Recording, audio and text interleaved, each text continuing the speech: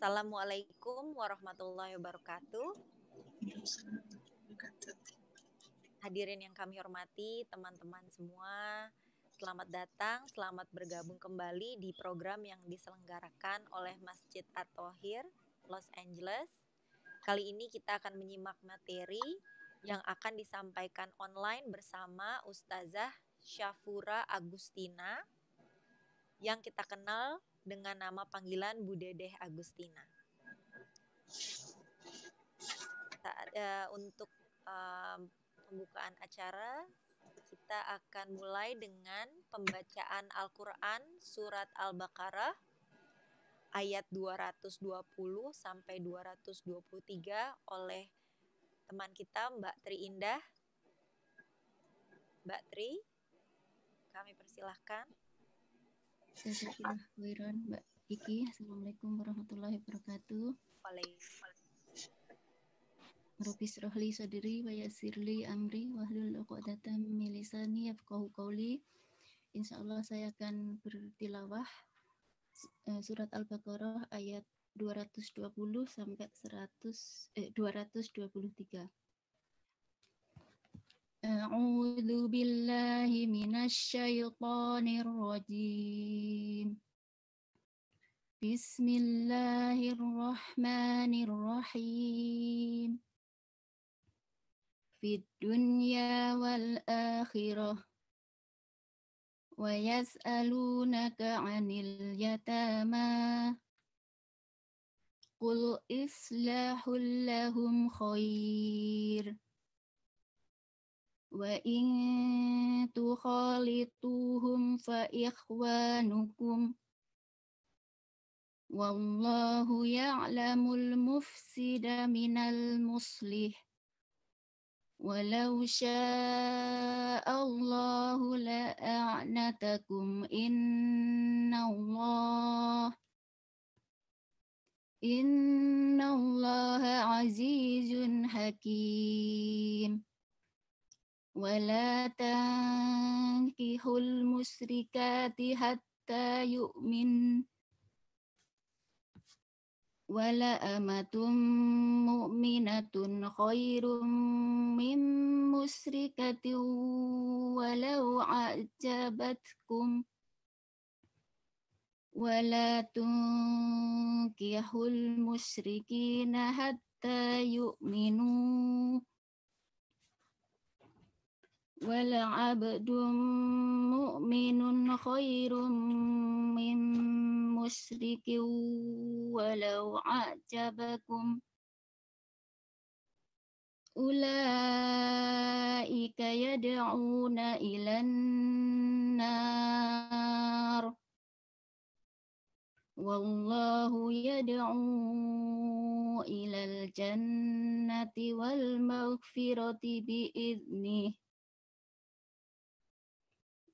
wa yubayyinu ayatihi linnasi la'allahum yatadhakkarun wa yas'alunaka 'anil mahid qul huwa adan fa'tazilun nisaa fil mahid wala taqrabuhunna hatta yatahhurn fa idza tatahharna fa'tuhunna min haitsu amarakumullah innallaha yuhibbut tawwabina wa yuhibbul mutahhirin nisa'ukum harsul lakum fa'tu harsakum anna syi'tum wa qaddimu li anfusikum wattaqullaha wa'lamu annakum mulaquh wa basyiril mu'minin. Artinya, tentang dunia dan akhirat, mereka menanyakan kepadamu, Muhammad, tentang anak-anak yatim. Katakanlah, memperbaiki keadaan mereka adalah baik, dan jika kamu mempergauli mereka, maka mereka adalah saudara-saudaramu. Allah mengetahui orang yang berbuat kerusakan dan yang berbuat kebaikan. Dan jika Allah menghendaki, niscaya Dia datangkan kesulitan kepadamu. Sungguh Allah Maha Perkasa, Maha Bijaksana. Dan janganlah kamu nikahi perempuan musyrik sebelum mereka beriman. Sungguh, hamba sahaya perempuan yang beriman lebih baik daripada perempuan musyrik, meskipun dia menarik hatimu. Dan janganlah kamu nikahkan orang laki-laki musyrik dengan perempuan yang beriman sebelum mereka beriman.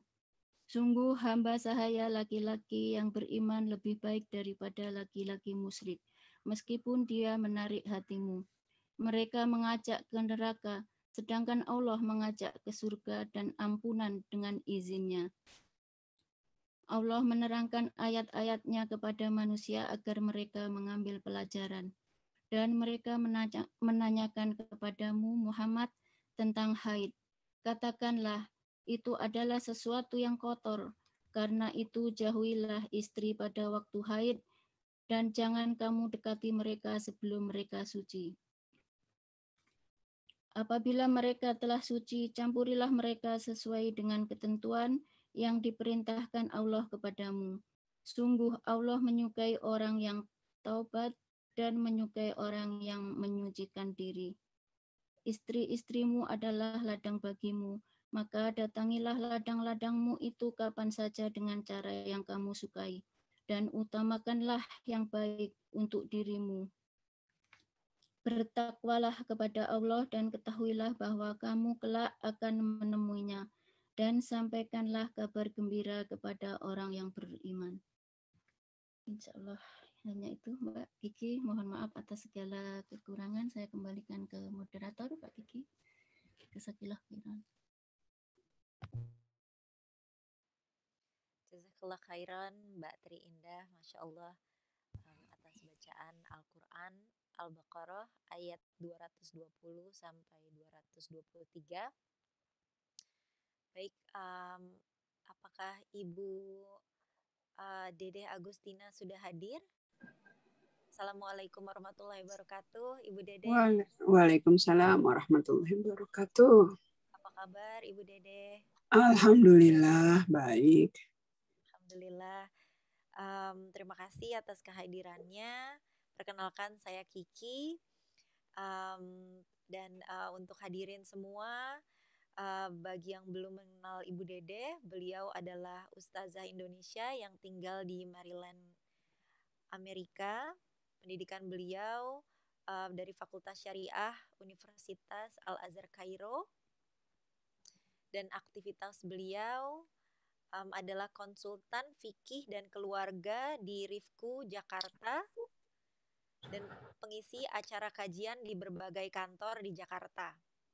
Dari tahun 2006 sampai 2014 di Aceh sebagai Ketua Rumah Keluarga Indonesia Aceh, sebagai konsultan fikih dan keluarga di RKI, sebagai pengajar agama Islam di Fakultas Unsiah, sebagai narasumber di radio Seulawet, Serambi Indonesia dan RRI Banda Aceh.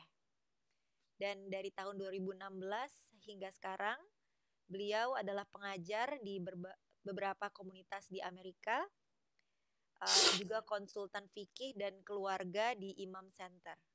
Ya, sekian perkenalan dari kami. Alhamdulillah Ustazah Dede sudah hadir. Baiklah, kita mulai dengan membaca Bismillahirrahmanirrahim. Kita luruskan niat kita, kita bersihkan hati kita, supaya mudah memahami ilmu ini. Robbi zidni ilma warzuqni fahma. Sebelumnya Bu Dede, bagaimana Maryland kali ini Bu Dede? Apakah masih dingin atau sudah mulai panas? Sekarang lagi ada storm nih, lagi ada badai. Jadi mudah-mudahan sinyalnya kuat ya, tetap Insyaallah. maksudnya. Mudah-mudahan sinyalnya kuat, insyaallah. Insyaallah. Alhamdulillah, silakan Bu, dimulai dengan materi yang akan disampaikan hari ini adalah fikih darah wanita sesi 1 yang akan saya boleh dijadiin co-host dulu nggak, boleh? biar bisa share screen. Oh baik, saya jadikan co-host sebentar.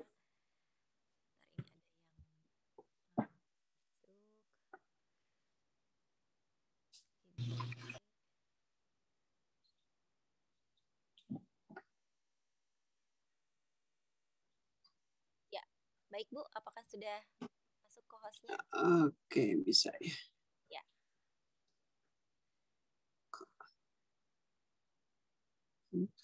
Oke. Saya ini dulu ya. Saya izin. Silakan.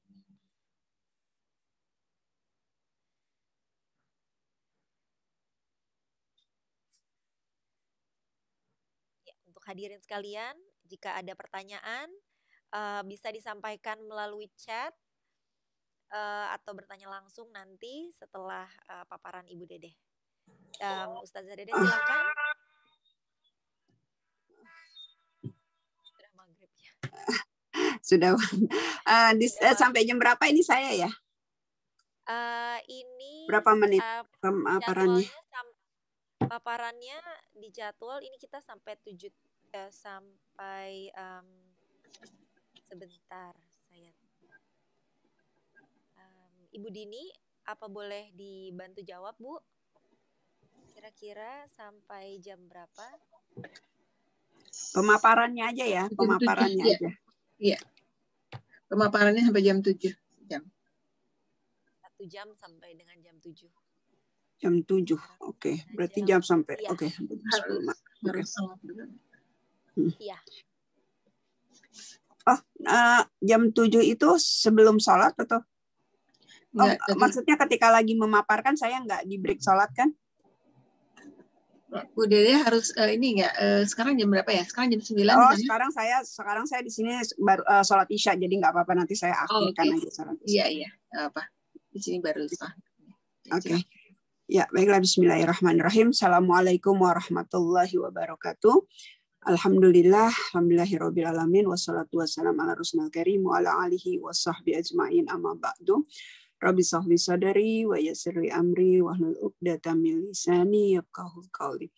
Ibu-ibu, sister semua yang berbahagia, alhamdulillah hari ini saya bisa bertemu lagi, berkunjung kembali ke hadapan ibu-ibu semua. Udah sekian lama ya kita nggak bertemu, dan alhamdulillah malam waktu di Maryland ya, dan sore hari waktu di LA ya, alhamdulillah bisa bertemu lagi dengan ibu-ibu semua. Mudah-mudahan kabar ibu-ibu tetap sehat, tetap dalam keadaan kuat, tetap dalam keadaan sabar ya menghadapi pandemi ini. Dan mudah-mudahan juga teman-teman kita yang mungkin dulu aktif sekarang mungkin sedang sakit atau ya sedang ada sesuatu, mudah-mudahan Allah mudahkan urusannya, Allah berikan kesabaran dan Allah berikan kekuatan insyaallah. Ibu semua, tadi ayat yang dibaca di surat Al-Baqarah ayat 222 itu ada kata-kata ya yas'alunaka 'anil mahid qul huwa adza ya fa'tazilu nisa'akum fil mahid. Itu adalah ayat yang berhubungan dengan materi kita kali ini ya, membahas tentang fikih darah perempuan gitu ya. Karena memang fikih darah perempuan ini itu akan menjadi sebuah problema tersendiri, apalagi nanti menghadapi Ramadan. Ya, sebab kalau bulan-bulan biasa ada yang bermasalah kalau banyak atau apa gitu ya, lebih dari 15 hari. Kalau kena istihadah atau kena mutahayyirah itu baru bermasalah gitu. Tapi kalau Ramadan ya, flek sedikit aja, 1 kali aja itu akan jadi masalah, sebab kita akan bingung. Ini saum nggak ya, batalin nggak nih ya puasanya, apalagi kalau siang hari ya. Ini puasanya batal nggak ya gitu. Ya, kita akan kebingungan untuk masalah ini ya, terutama di bulan Ramadan ya. Nah, tapi sayangnya dalam fikih sedikit sekali dari syar'i yang membahas detail tentang darah perempuan ini. Ya, makanya kadang ada beberapa orang yang yang lebih baik ya kalau untuk haid ini ya itu dengan wanita sendiri gitu ya, seperti itu. Nah, sekarang insya Allah pembahasan kita kali ini kita akan menjadi 4 bagian: haid, istihadah, nifas, dan mutahayyirah. Ya, mungkin insya Allah kalau ini memang bagian pertama, kita akan bahas dulu hari ini tentang haid dan istihadah.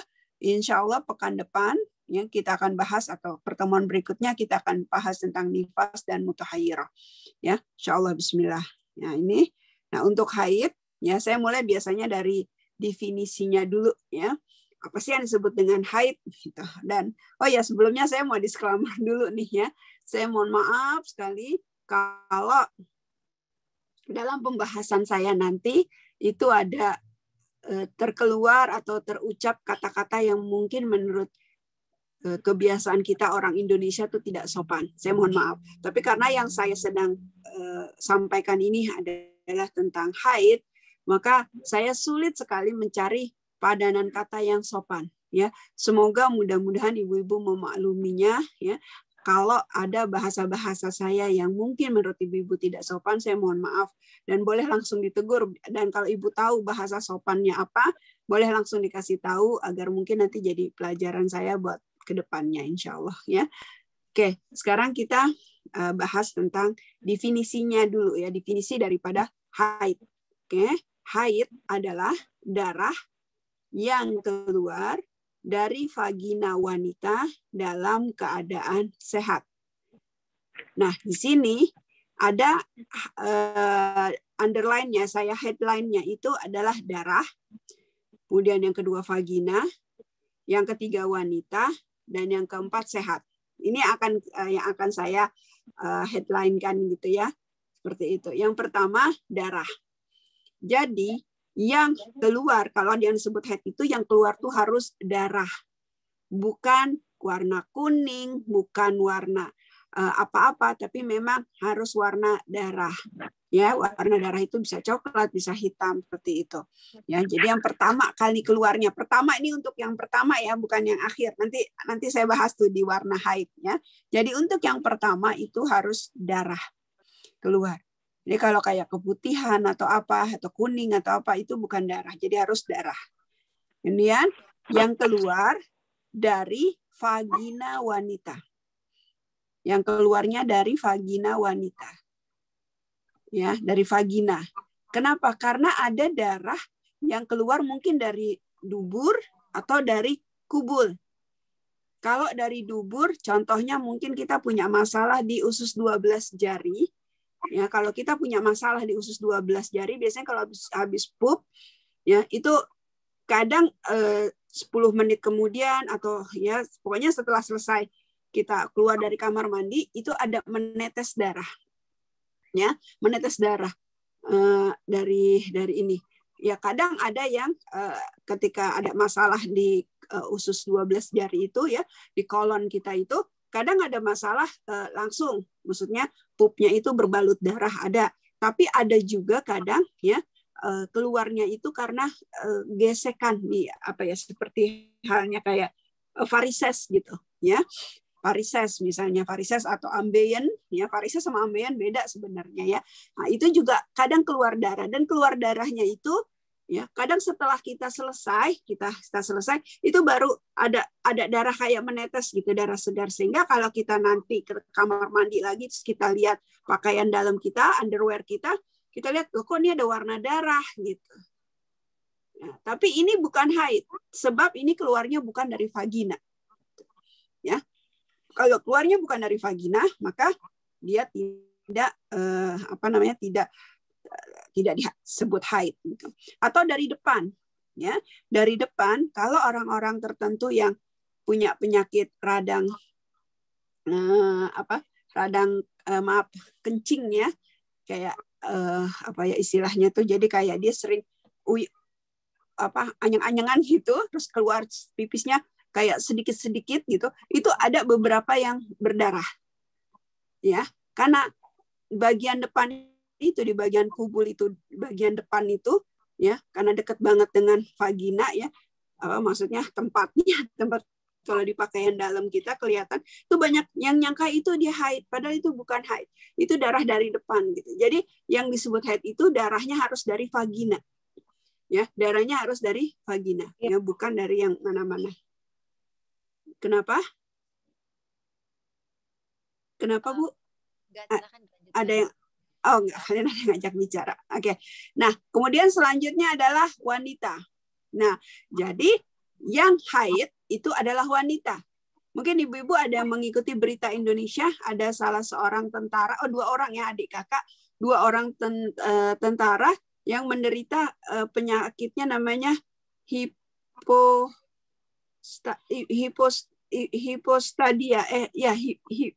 aduh saya lupa ya, yang Aprilia Manganan itu, dan kakaknya adiknya apa kakaknya ya, Aprilia Manganan. Iya betul. Apa? Iya, atlet voli yang. Iya, atlet voli, iya. Itu menderita penyakit hipostadia, ya, hipostadia seperti itu. Jadi dia tuh dari kecil sampai umur 30 tahun dia nyangka dia perempuan gitu. Ya, tapi ternyata dia nggak haid, dia baru tahu, dia sadar kalau dia tuh nggak haid, dia sangkain dia perempuan istimewa, nggak haid. Tapi ternyata sebenarnya dia bukan perempuan, dia laki-laki. Ya, dia laki-laki tapi lubang untuk pipinya itu bukan di ujung tapi di pangkalnya gitu. Jadi kelihatannya kecil sekali. Karena itu makanya dia sebenarnya laki-laki tulen gitu. Banyak orang nyangkain dia punya vagina, enggak, dia nggak punya vagina. Ya. Nah, jadi kalau dia ada keluar darah ya, maka dia bukan, kalau memang dia nggak punya rahim ya dia bukan dikategorikan haid, berarti dia bukan wanita. Atau laki-laki yang transgender. Laki-laki yang transgender itu dia ditarik gitunya ya. Batangnya itu ditarik ya, laki-laki, karena dia laki-laki ditarik, dipotong, dihabiskan ya. Sehingga jadi dia nggak ada batangnya lagi gitu ya. Nah, itu yang membuat dia jadi kayak wanita gitu kalau dia pakai pakaian dalam gitu. Tapi sebenarnya dia tetap pria. Nah, kalau nanti suatu saat dia keluar darah, itu bukan haid. Kalau memang dia nggak punya alat reproduksi, kayak contoh rahim, ovarium, gitu kan, dia nggak punya rahim, nggak punya uterus, terus nggak punya ovarium, ya maka dia nggak disebut wanita dan dia nggak bisa disebut haid. Gitu. Terus kemudian yang terakhir adalah sehat. Karena darah, kalau ada keluar darah dari vagina dan dia wanita, tapi kalau ada karena sesuatu, misalnya karena pengaruh obat, misalnya gini, contohnya ibu-ibu ada yang umroh gitu ya, ibu-ibu ada yang umroh, terus kemudian pas lagi jadwal haid, kan nggak enak nih, gitu. Akhirnya ibu-ibu minum, kalau di Indonesia tuh obatnya kayak Primolut N, ya, obat supaya nggak haid gitu ya, supaya nggak haid itu obatnya namanya Primolut N. Nah terus diminum, nah habis diminum mungkin nggak haid gitu, tapi ada yang karena nggak cocok atau karena metabolisme dalam tubuhnya sehingga begitu dia bulan berikutnya haidnya berantakan, 3 hari haid, 2 hari enggak, 5 hari haid gitu. Nah itu kan berantakan. Nah kalau dia berantakan seperti ini atau yang biasanya haidnya cuma 10 hari tiba-tiba haidnya sampai 20 hari gitu ya, atau kayak orang-orang yang mau menopause ya, itu kadang haid bisa sampai sebulan keluar darah terus seperti itu. Nah itu nggak bisa dihubungkan atau dihukumkan sebagai orang haid. Nanti dia ada hukum lain. Bisa dia dihukumkan sebagai istihadah atau dia dihukumkan sebagai mutahhayyirah. Nanti kita bahas insya Allah ya. Mungkin pekan depan atau ya, kita lihat aja nanti insya Allah, mudah-mudahan selesai gitu ya. Jadi kita nggak bisa golongkan dia haid, nggak bisa dihukumkan sebagai orang yang haid. Sebab orang yang haid itu nanti akan punya hukum-hukum tersendiri ke bawahnya, seperti itu. Ya. Nah, kemudian ini udah paham ya Ibu-ibu, berarti ya untuk yang baru masuk mungkin ya, haid itu pertama harus keluarnya bentuknya darah. Kemudian keluarnya harus dari vagina. Kemudian ketiga harus wanita. Ya, bukan wanita jadi laki-laki atau laki-laki jadi ya seperti itu, karena pokoknya wanita yang punya alat reproduksi kayak uterus, terus kemudian punya ovarium, terus juga dia punya vagina gitu. Ya itu dia harus wanita. Kemudian yang terakhir dia harus dalam keadaan sehat. dia nggak boleh dalam keadaan pengaruh hormon atau misalnya habis baru pakai spiral. Biasanya kalau habis pakai spiral agak perdarahan sedikit gitu ya. Nah itu kita masukkan ke dalam haid ya. Jadi yang harus sesuai dengan yang tadi saya sebutkan 4 ya kriteria tersebut ya baru bisa dikatakan haid dan dia akan berhubungan dengan hukum-hukum yang berhubungan dengan haid. Oke. Kemudian yang selanjutnya adalah warna darah haid. Warna darah haid ini yang tadi saya bilang ya, warna darahnya haid itu yang pertama coklat, kecoklatan. Kemudian yang kedua merah, yang ketiga hitam. Ini mohon maaf saking hitamnya samaan dengan backgroundnya jadi nggak kelihatan ini ya, hitam. Terus kemudian merah lagi, kemudian coklat lagi. Nah ini antara coklat, merah, hitam, merah, coklat ini berurutan ya, tidak ada jeda dalam arti kata bersih dulu berapa jam gitu terus baru enggak, ini langsung berturut-turut gitu ya. Terus kemudian coklat, terus kemudian pirang. Sebenarnya bukan pirang ya warnanya, bahasa Inggrisnya itu beige ya, seperti itu. Saya nggak tahu diartikan apa ya, tapi saya mengartikan pirang aja lah, coklat muda gitu ya.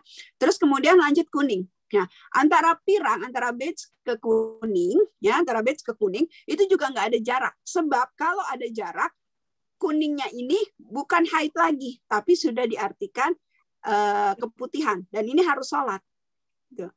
Jadi antara warna pirang ke warna haid, ke warna kuning, sorry. Dari warna pirang ke warna kuning, ini juga nggak ada jarak. Jadi langsung gitu, deketan jaraknya. Gitu ya. Maksudnya nggak ada jarak. Seharian terus besoknya kuning. Nah kalau seperti itu misalnya sekarang ibu-ibu lihat beige, terus kemudian sehari bersih nih, nggak ada keluar apa-apa, kemudian besok kuning, maka yang kuning itu keputihan, bukan termasuk darah haid. Oke.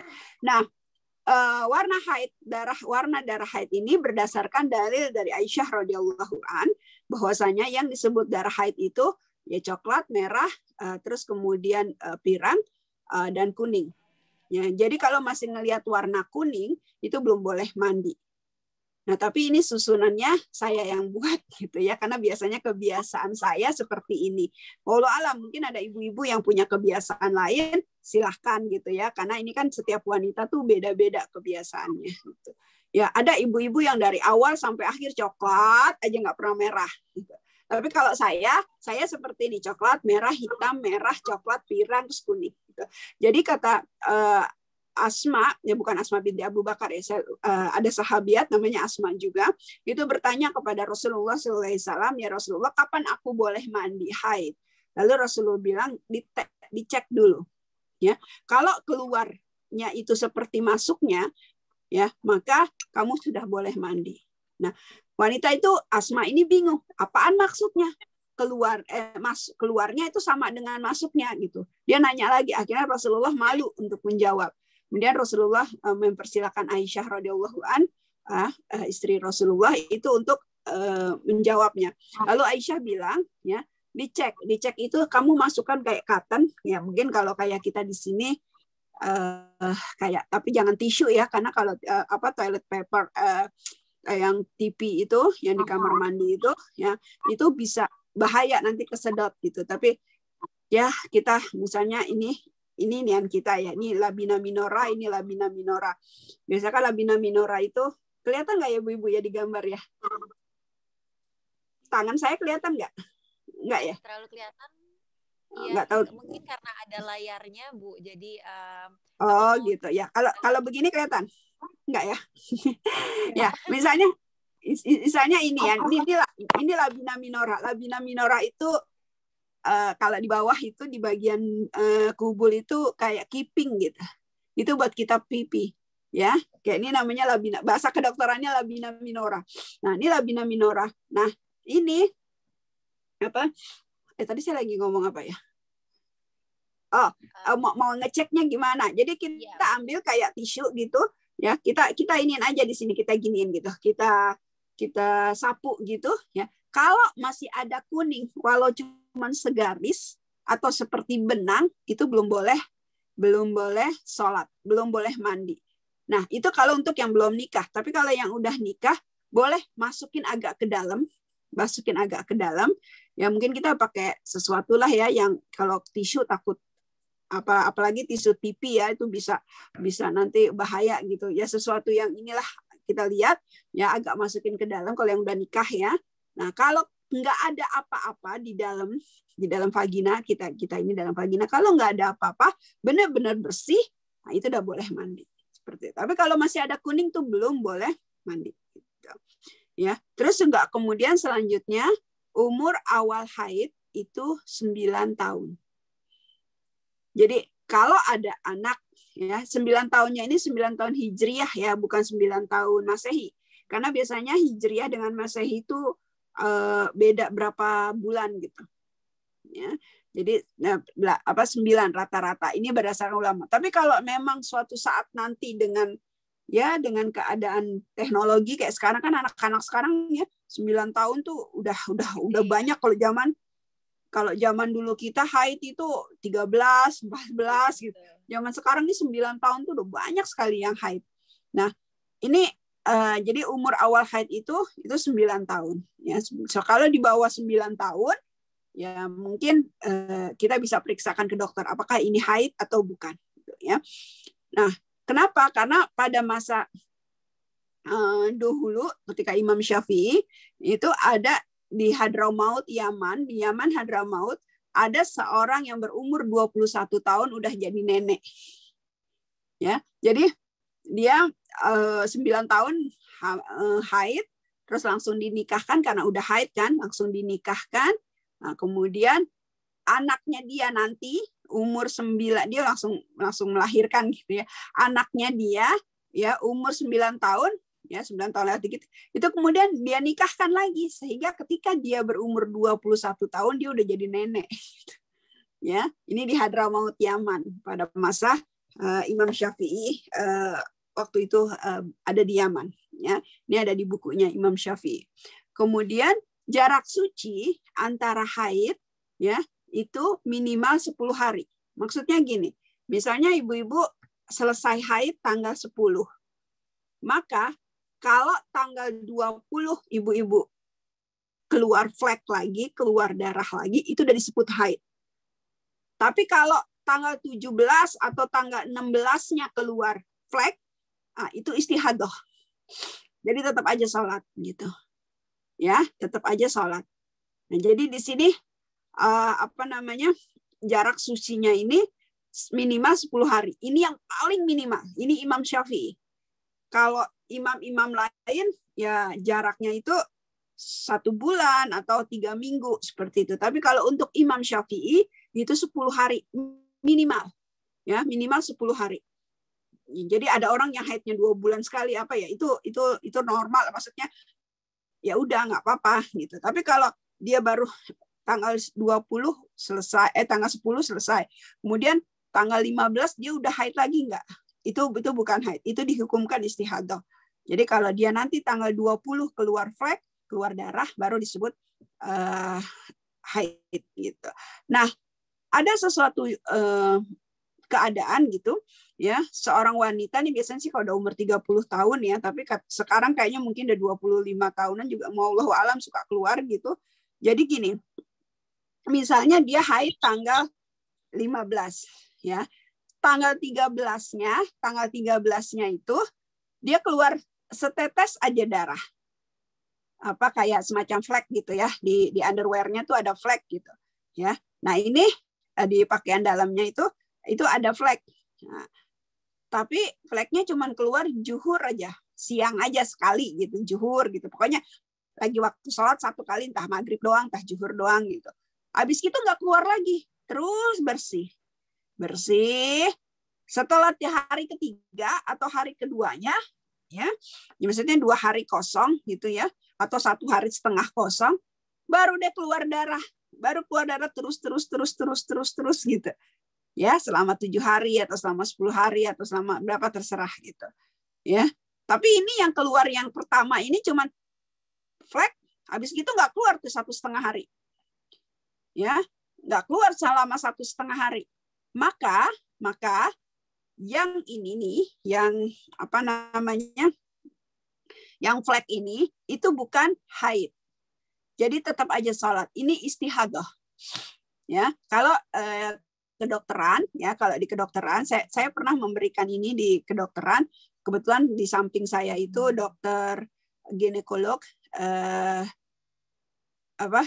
OB-GYN ya, OB-GYN ya kalau dia kalau OB-GYN, dokter kandungan gitu ya, ginekolog. Nah itu dokter berkata itu adalah darah yang menandakan kesuburan kita. Jadi kalau ibu-ibu apa istilahnya, kalau ibu-ibu mau punya anak nih yang masih pada usia subur, nah kalau mau itu saat-saat subur katanya seperti itu, ketika keluar flek pertama. Ada wanita yang keluar darahnya itu sebelum, tapi ada yang setelah, misalnya hari ini nih hari Senin dia udah bersih, udah mandi gitu. Hari Kamis keluar lagi flek, tapi cuma sekali, nggak terus-terus, cuma sekali aja keluar gitu. Maka ini juga nggak disebut haid. Jadi tetap aja dia sholat, nggak usah mandi. Maksudnya emang nggak haid, ganti pakaian dalam aja kalau mau sholat seperti itu. Ya, itu untuk kenapa? Karena haid itu ya lamanya haid kan 15 hari kata Imam Syafi'i maksimal. Untuk Imam Syafi'i aja. Tapi kalau untuk Imam Hanafi, Maliki, dan Hambali itu 7 hari.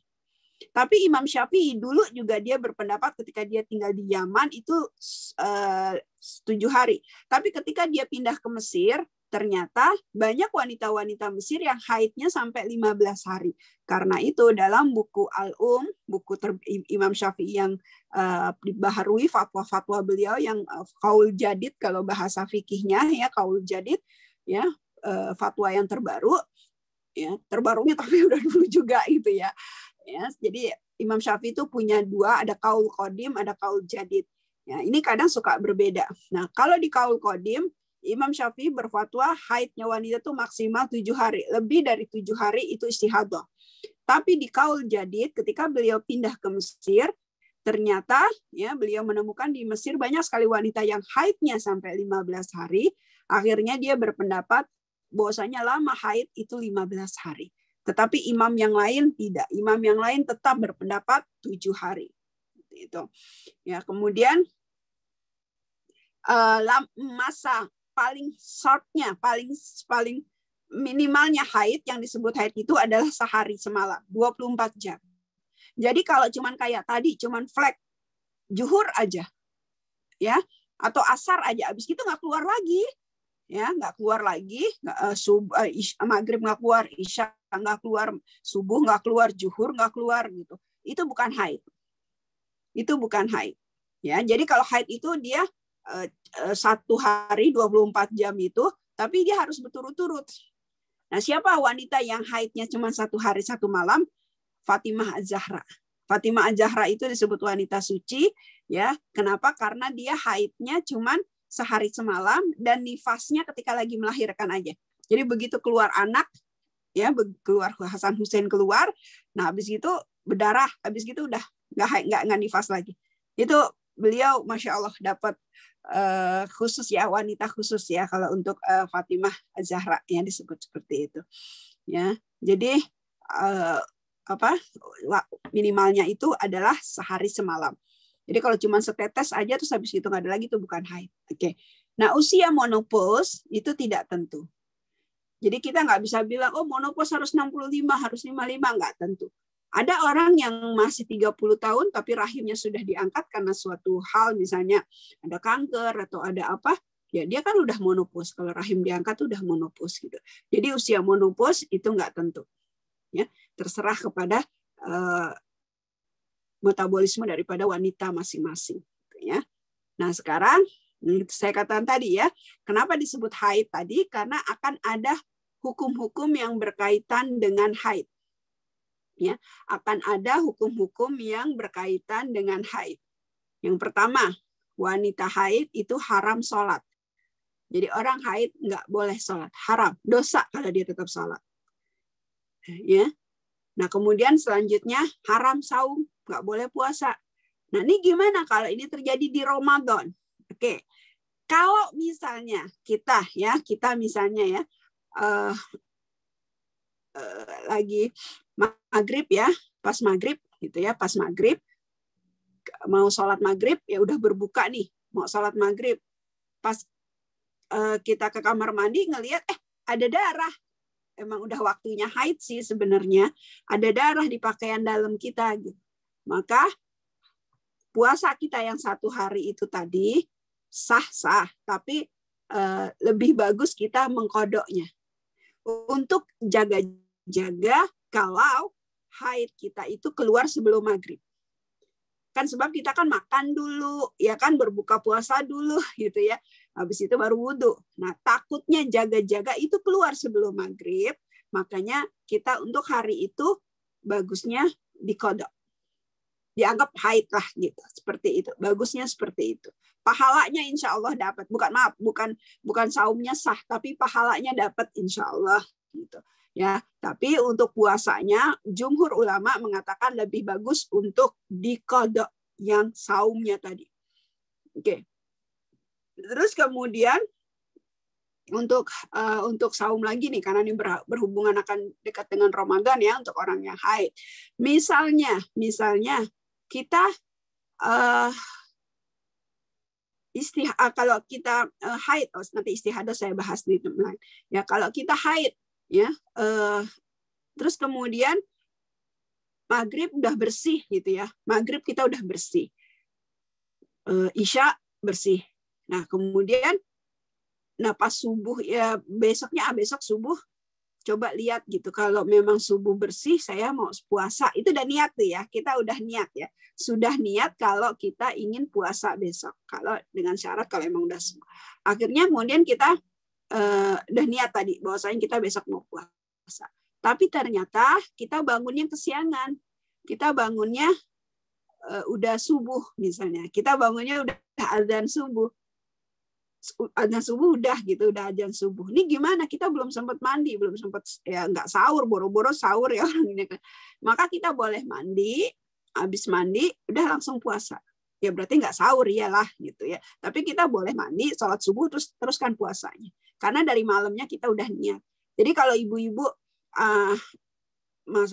haidnya itu berhentinya siang-siang ya, berhentinya isya atau berhentinya maghrib gitu.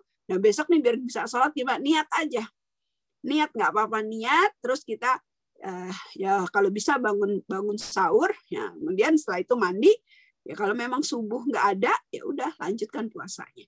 Kalau ternyata masih ada ya batalkan puasanya. Dan gimana cara batal? Ya harus minum, harus batalin puasa. Jadi kita nggak boleh, meskipun otomatis kita batal, meskipun otomatis kalau kita haid itu, misalnya jam 12 kita dapat haidnya gitu, kita lagi puasa Ramadan, ya tetap harus batalkan dengan minum.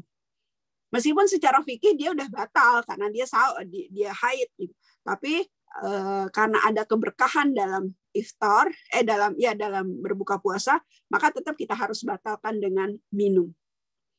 Adapun kalau makan dan lain sebagainya terserah, atau mau untuk ngunyah kurma 1 atau berapa gitu. Pokoknya ada adegan atau ada adegan deh. Pokoknya ada tindakan kita membatalkan puasa kita, baik itu dengan minum atau makan. Ya, ini untuk puasa. Ya. Lalu bagaimana kalau misalnya kita misalnya maghrib jam 7 ya. Maghrib jam 8 deh, misalnya maghrib jam 8. Kemudian jam 7 kita ke kamar mandi, ternyata haid, harus dibatalkan. Ya, tetap harus minum, harus dibatalkan. Dan harus mengganti untuk yang 1 hari itu.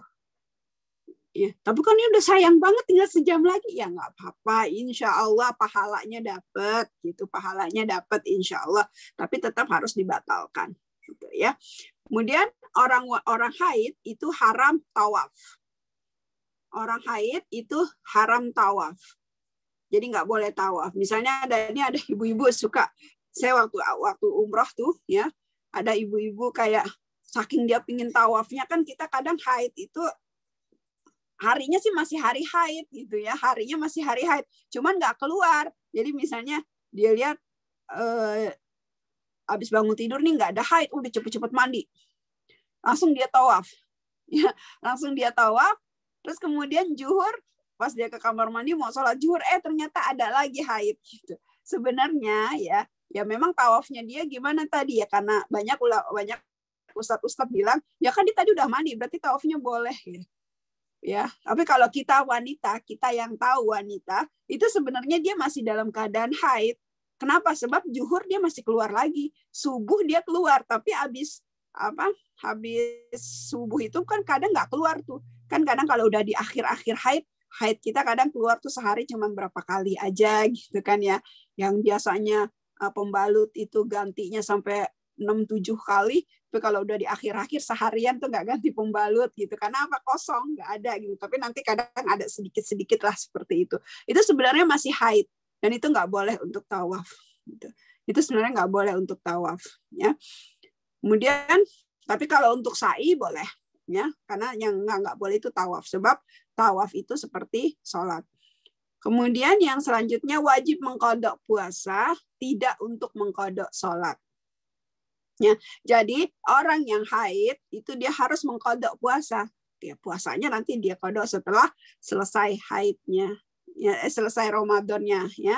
Kalau selesai Ramadan dia wajib mengqadha puasanya. Nah, tapi kalau sholat enggak. Jadi selama dia haid kan dia enggak sholat, ya. Kan kita kalau lagi haid kan enggak sholat, itu enggak usah diqadha gitu. Ya, itu enggak perlu diqadha. Ya udah, memang Allah kasih keringanan bagi kita kalau orang haid itu nggak boleh sholat seperti itu. Tapi ada tapinya. Dalam buku Mengapa Wanita Banyak di Neraka karangan Nasruddin Albani, seorang ulama Saudi, Nasruddin Albani, ya, ini beliau mengatakan kenapa banyak wanita, karena banyak wanita yang meninggalkan sholat. Contohnya seperti ini, kayak saya nih sekarang ya, udah azan isya kan. Ya, tapi karena saya lagi kan kalau untuk azan isya Rasulullah juga pernah mengakhirkan gitu. Ya. Nah, kemudian saya ini kan sekarang belum sholat isya nih. Ya. Terus kemudian nanti saya habis selesai ini sekitar jam 10. Sekarang kan di sini masih jam 9. 1 jam lagi misalnya jam 10 saya sholat. Saya ke kamar mandi mau sholat isya. Ternyata saya haid. Ya, ternyata saya haid. Gitu. Maka sholat isya saya ini, sholat isyanya aja ya, itu harus saya qadha ketika saya bersih nanti. Ketika saya bersih. Jadi seminggu kemudian pas saya saya bersih, saya sholat, maka pas saya sholat isya lagi. Saya qadha. Kenapa? Kenapa seperti itu? Karena bisa jadi haid ini keluarnya setelah azan isya. Bisa aja setelah azan isya keluarnya. Jadi artinya kita melalaikan sholat. Karena kita tidak tahu gitu ya, bukan karena kita sengaja, karena kita tidak tahu. Kan ada sebuah hadis, rufi'al aqlamu ala thalasah. Diangkatnya pena ya, tidak ditulis gitu ya. Itu atas 3 orang. Orang yang lupa sampai dia ingat, orang yang tidur sampai dia kebangun, dan orang yang gila atau tidak sadar sampai dia sadar.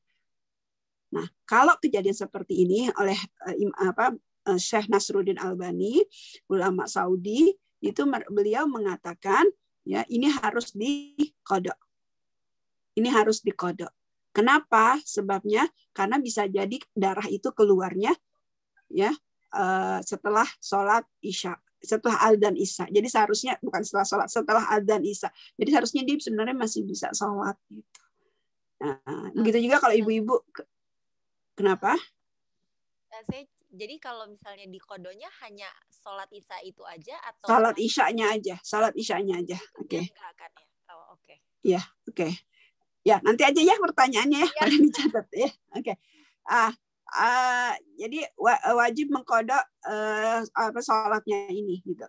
Ya, tapi tidak untuk sholat yang lain, cuman yang sholat isyanya aja. Ya, seperti itu. Ya, apa tadi saya ngomong, tidak untuk sholat. Nah, cara sholatnya adalah ketika kita sholat isya, ya kita sholat isya lagi. Makanya harus diingetin benar ya. Nah, begitu juga kalau misalnya kita lagi di kantor, misalnya di kantor break lunch itu jam 1 misalnya, sementara azan zuhur jam 12. Begitu kita selesai, pas kita lagi break, mau makan, mau sholat, ketika kamar mandi, haid. ya. Nah, bisa jadi haid ini keluar setelah adzan zuhur. Makanya kita kodokkan yang zuhurnya aja. Itu kalau di awal. Nah, kalau di akhir ada juga ulama yang mengatakan, misalnya kita bersihnya maghrib. Nah, kita bersih maghrib, kemudian kita mandinya di isya. Ya, bersihnya maghrib, mandinya di isya. Maka kita harus mengkodok yang maghrib. Nah, untuk ini saya tidak sependapat, ya, karena banyak ulama yang berkata seperti itu. Dalilnya tuh kurang kuat. Syekh Albani sendiri tidak, ya, Syekh Albani sendiri tidak mengatakan seperti itu, gitu ya. Jadi ya saya belum dapat dalil dari ulama yang mutabar gitu, dari ulama yang bisa saya ulama-ulama hadis gitu ya, yang bisa kita jadikan rujukan seperti itu. Karena apa? Karena kita masih dalam keadaan haid, ya. Kalau nggak salah nanti ini nanti di bawah lah, nanti di bawah saya bahas untuk yang setelah. Jadi sebelum mandinya itu kalau ada nanti saya bahas insya Allah. Oke. Kemudian jika minum obat penghalang haid hukumnya suci. Misalnya ibu-ibu minum Primulut N. Ini ada banyak terjadi nih. Ya, dia Ramadannya pingin full, nggak pingin kodok gitu. Jadi dari nisfu Sya'ban ini dia udah minum obat. Dia udah minum obat anti haid gitu, udah minum obat anti haid. Terus saja dia. Nah, akhirnya benar selama Ramadan dia nggak haid, nggak dapat haid. Ya udah, dia puasa 30 hari, suci boleh gitu. Tapi ada tapinya, belum selesai dia penjelasannya. Tapi kalau tidak ada sesuatu yang syar'i, dia dianggap zalim bagi dirinya. Kenapa zalim? Karena hormonnya ditahan supaya nggak haid gitu. Tapi dia wajib puasa, dia harus puasa karena dia nggak haid gitu. Tapi dia jadi zalim bagi dirinya, dan ini banyak ulama mengatakan dia tetap dapat dosanya, dosa zalim, bukan dosa karena seperti itu, ya. Dari dosanya zalim. Kecuali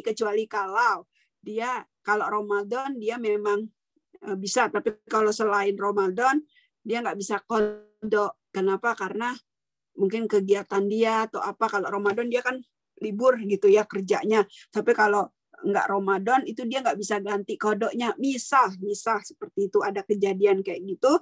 Nah, itu ada beberapa ulama yang membolehkan. Jadi tidak bisa digeneralisir. Untuk setiap wanita boleh minum penghalang haid supaya dapat puasa 30 hari. Itu tidak bisa digeneralisir. Harus ada alasan yang syar'i, ya, seperti itu. Ya. Nah, kemudian jika minum obat supaya haid, hukumnya zalim. Sama. Misalnya kayak gini, ya. Tapi dia dia harus haid, ya. Jadi dia baru dapat haid nih, ya. Terus kemudian dia minum obat entah bagaimana gitu ya. Jadi misalnya dia masa sucinya udah 10 hari nih. Sebenarnya dia jarak antara 2 sucinya tuh 3 minggu. Ini kejadian ya Bu ya, kejadian asli waktu saya ngisi kajian tentang haid ini di Bekasi. Itu ada seorang ibu bilang, ya, ada seorang ibu bertanya kepada saya, suaminya pelaut, ya, suaminya pelaut. Kemudian ketika dia dapetin kabar kalau suaminya selingkuh, gitu kan, ya mungkin wajar ya, kok wajar. Banyak kita ketahui, maaf saya ralat bukan wajar. Banyak kita ketahui bahwasanya pelaut itu suka, ya, di mana berlabuh disitulah dia ada gitu ya. Itu ya udah jadi rahasia umum gitu. Nah, kemudian ibu ini tahu kalau kalau suaminya seperti itu. Jadi begitu suaminya pulang, sebenarnya ibu ini haidnya masih seminggu lagi gitu. Waktu haidnya tuh masih seminggu lagi. Tapi sama dia minum obat. Dia minum obat, akhirnya dia haid. Jadi begitu suaminya datang, ya, sebelum suaminya naik ke kapal lagi, kan kalau pelaut tuh ada yang cuma di daratnya tuh ada yang seminggu aja gitu, ada yang. Nah, sebelum dia naik ke laut lagi, dia datang, sengaja tuh istrinya minum obat itu supaya apa? Suaminya nggak bisa ngedeketin dia. Gitu. Ya, suaminya nggak bisa ngedeketin dia. Nah, ini selama dia haid karena minum obat, ya, maka dia nggak boleh sholat. Dia dihukumkan haid, tapi dia dosa zalim. Kenapa? Karena jadi suaminya yang harusnya dapat jadi nggak dapat gitu jatahnya. Tapi kalau beda hukumnya kalau kita minum obat terus kita jadi haid. Contoh, ibu-ibu udah 3 bulan nggak haid, kemudian dibawa ke dokter, ya, terus sama dokter dikasih minum obat, akhirnya ibu-ibu jadi haid. Nah itu nggak apa-apa. Karena apa? Karena itu memang ada metabolisme tubuh kita yang nggak bagus. Kalau kita nggak dikeluarkan haid itu bisa jadi kista gitu kan. Ya makanya ya sama dokter dikasih obat supaya haid. Itu nggak apa-apa. Jangan bukan yang ibu yang tadi ini dia sebenarnya dalam keadaan sehat tapi dia sengaja minum obat supaya haid. Nah gitu. Maka untuk yang seperti ini dia dikategorikan sebagai orang yang zalim. Oke. Kemudian kalau lagi haid haram bersebadan dengan suami. Kalau memang terjadi juga, ya bersebadan ini adalah kalau menurut Imam Syafi'i adalahnya yang nggak boleh disentuhnya itu ma fauqa izar, kata Imam Syafi'i. Apa itu ma fauqa izar? Antara pusar dengan tempat inilah tempat selangkangan lah. Maaf bahasanya saya bingung ya. Seperti itu ma fauqa izar itu kalau diartikan ke bahasa Indonesia saya belum dapat bahasa yang bagus, mohon maaf. Itu kayak selangkangan di mana di situ ada vagina gitu, ya. Itu nggak boleh disentuh. Ya, kalau bersentuhan itu dengan kelamin laki-laki, ya, maka harus ada kafaratnya gitu. Ya, ada kafaratnya. Ya, itu selain haram dosa besar juga ada kafaratnya. Kafaratnya membayar 1/3 dinar. Saya kurang tahu kalau dikursin tuh berapa gitu ya. Saya kurang tahu kalau dikursin ke dolar atau ke rupiah tuh berapa, saya kurang tahu, mohon maaf ya. Nah, kemudian tapi haram bersebadan dengan suami ini bukan seperti halnya orang-orang Yahudi, bukan seperti halnya orang-orang Yahudi. Orang Yahudi itu ya, orang Yahudi itu kalau istrinya lagi haid itu dia dijauhin, nggak boleh deket-deket, nggak boleh deket sama istri yang lagi haid gitu. Ya, bahkan kalau minum pun kena itu nggak boleh. Tapi kalau orang Islam yang nggak boleh dideketin suami istri itu cuman maksudnya ya bagian bawah itu aja gitu, di antara selangkangan itu aja gitu. Ya, sementara yang lainnya nggak apa-apa, kayak berpelukan, berciuman itu nggak ada masalah gitu. Ya. Rasulullah Shallallahu Alaihi Wasallam dalam sebuah hadisnya, ya ini dikatakan ketika itu Rasulullah masuk ke dalam kamar Aisyah dan langsung tidur di samping Aisyah. Dan saat itu Aisyah sedang dalam keadaan haid. Ya, Aisyah langsung loncat dan berkata, ya Rasulullah saya sedang haid. Lalu Rasulullah berkata, tutuplah bagian yang berdarah itu dan tidurlah bersamaku. Ya, ini bunyi hadisnya, riwayat Muslim. Nah, akhirnya Rasulullah di dalam hadis itu dikatakan Rasulullah dan Aisyah tidur satu selimut. Ya, ini dikomentari oleh Dr. Nuruddin Marbu Al-Banjari, seorang ulama fikih. Ya, beliau mengatakan, ini ulama di Mekah ya mengatakan kalau suami istri tidur satu selimut, ya ada kemungkinan untuk melakukan yang seperti itu. Tapi tadi ada kata Rasulullah ma fauqa idar, suruh ditutup bagian itunya, itunya lah, bagian vaginanya itu suruh tutup, bagian yang keluar darah itu ditutup gitu. Tapi berarti bagian yang lain itu dihalalkan. Itu menurut Syekh Nasruddin Al-Marbu Al-Banjari ya, seperti itu. Jadi haram bersebadannya ini bukan dalam arti kata benar-benar kita nggak boleh cium tangan suami, apa bersentuhan, enggak, bukan itu ya, tapi yang itunya aja yang dilarang ya, seperti itu. Oke, kemudian yang selanjutnya adalah ada perbedaan tentang hukum membaca Al-Qur'an di saat haid menjadi 3 golongan. Ini biasanya sering menjadi masalah gitu ya. Apalagi kalau Ramadan kan kita ada khataman Quran, ada bebeki gitu ya. Yang pertama ya, ada 3 golongan, saya bilang ada 3 pendapat ya. Yang pertama ya, boleh baca dari ini aja deh. Dari yang ini dulu. Yang pertama tidak boleh baca, tidak boleh pegang. Tidak boleh baca, tidak boleh pegang. Yang kedua tidak boleh pegang, boleh baca. Yang ketiga, boleh baca, boleh pegang. Saya ulang, yang pertama, tidak boleh baca, tidak boleh pegang. Yang kedua, boleh baca, tidak boleh pegang. Yang ketiga, boleh baca, boleh pegang. Nah, yang saya sebut dipegang ini mushaf. Mushaf itu Al-Quran yang nggak ada tafsirnya, nggak ada terjemahannya lah gitu ya. Jadi benar-benar mushaf. Ya. Kalau bahasa Indonesia yang Arab semua lah, nah gitu. Tapi kalau yang Arab semua, Al-Quran tafsir yang bahasa Arab juga ada, sebelahnya Arab semua juga. Tapi maksudnya yang benar-benar khusus mushaf Al-Quran gitu. Jadi beda dengan yang terjemahan sama mushaf itu beda ya. Ibu pahamlah maksud di sini. Kalau mushaf yang benar-benar tuh mungkin nih kalau yang ada di saya nih yang seperti inilah. Nah, seperti ini yang kayak dari apa? Ya, dari Saudi seperti ini ya. Kalaupun ada ininya nih samping-sampingnya itu hanya sedikit gitu ya. Beda dengan Quran terjemahan atau Quran ini, kalau ini kan dia banyak tuh, banyak bahasa Indonesianya hampir sama lah gitu kan, atau font tulisannya aja lebih kecil seperti itu. Ya. Nah, ini maksudnya itu di situ. Oke, sekarang saya jelaskan. Dalilnya apa? Karena ternyata 3 golongan ini dalilnya sama, yaitu surat Al-Waqiah ayat 79. Ada yang boleh membacakan untuk saya surat Al-Waqiah ayat 79? Boleh, ada yang bisa buka surat Al-Waqiah ayat 79, surat ke-56 ayat 79. Boleh Ibu, ada yang boleh sini surat 56, surat Al-Waqiah.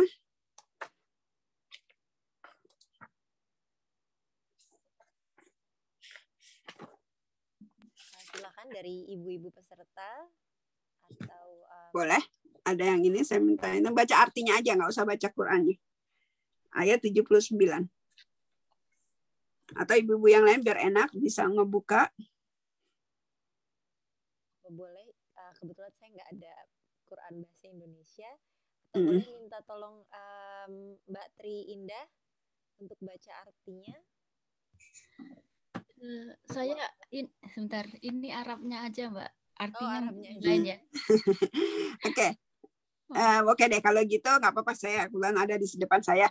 Ya, ayat 79 tuh bunyinya gini, la yamassuhu ilal mutahharun. Tidak menyentuhnya kecuali orang-orang yang disucikan. Ya, kecuali orang-orang yang disucikan. Nah, di sini ditafsirkan oleh yang memakai mazhab pertama ini Imam Syafi'i ya, Imam Syafi'i. Nah, ditafsirkan bahwasanya yang disebut mutahharun di sini adalah orang-orang yang tidak haid, tidak nifas, tidak junub. Jadi orang yang haid, nifas, junub haram pegang Quran. Karena ayatnya la yamassuhu, tidak menyentuhnya. Ya, bunyi ayatnya la yamassuhu. Hu di sini ke Quran ya. La yamassuhu, tidak menyentuhnya kecuali orang-orang yang disucikan.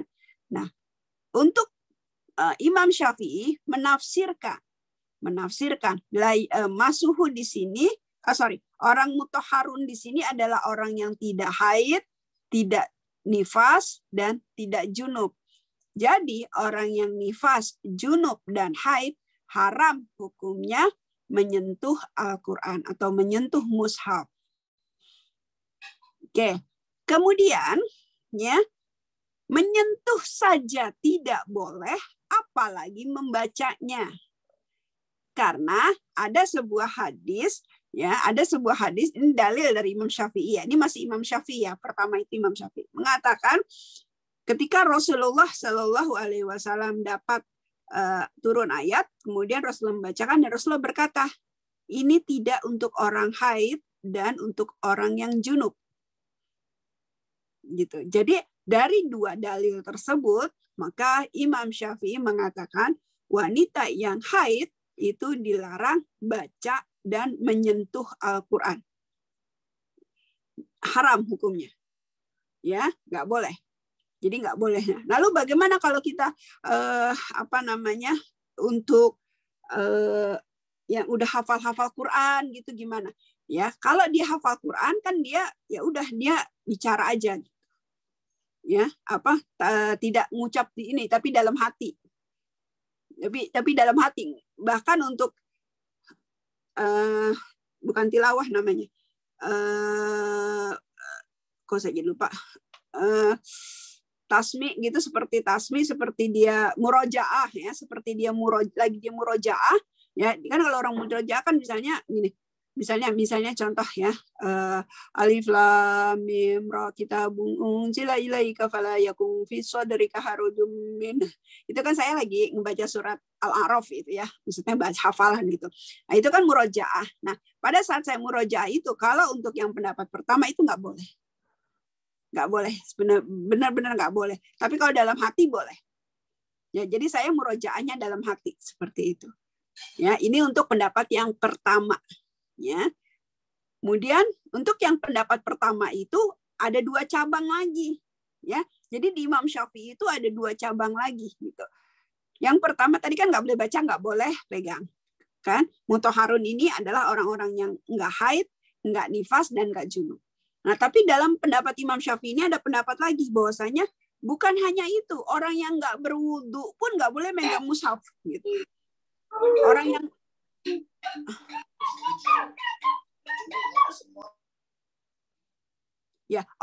nggak berwudu pun nggak boleh megang mushaf. Orang yang nggak wudu pun nggak boleh baca Quran.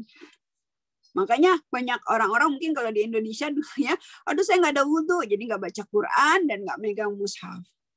Gitu. Jadi di pendapat yang pertama ini pun ada 2 cabang. Yang pertama hanya yang nggak boleh baca Quran itu yang haid, nifas sama junub. Tapi yang pendapat yang kedua, selain ini ditambah lagi harus ada wudu.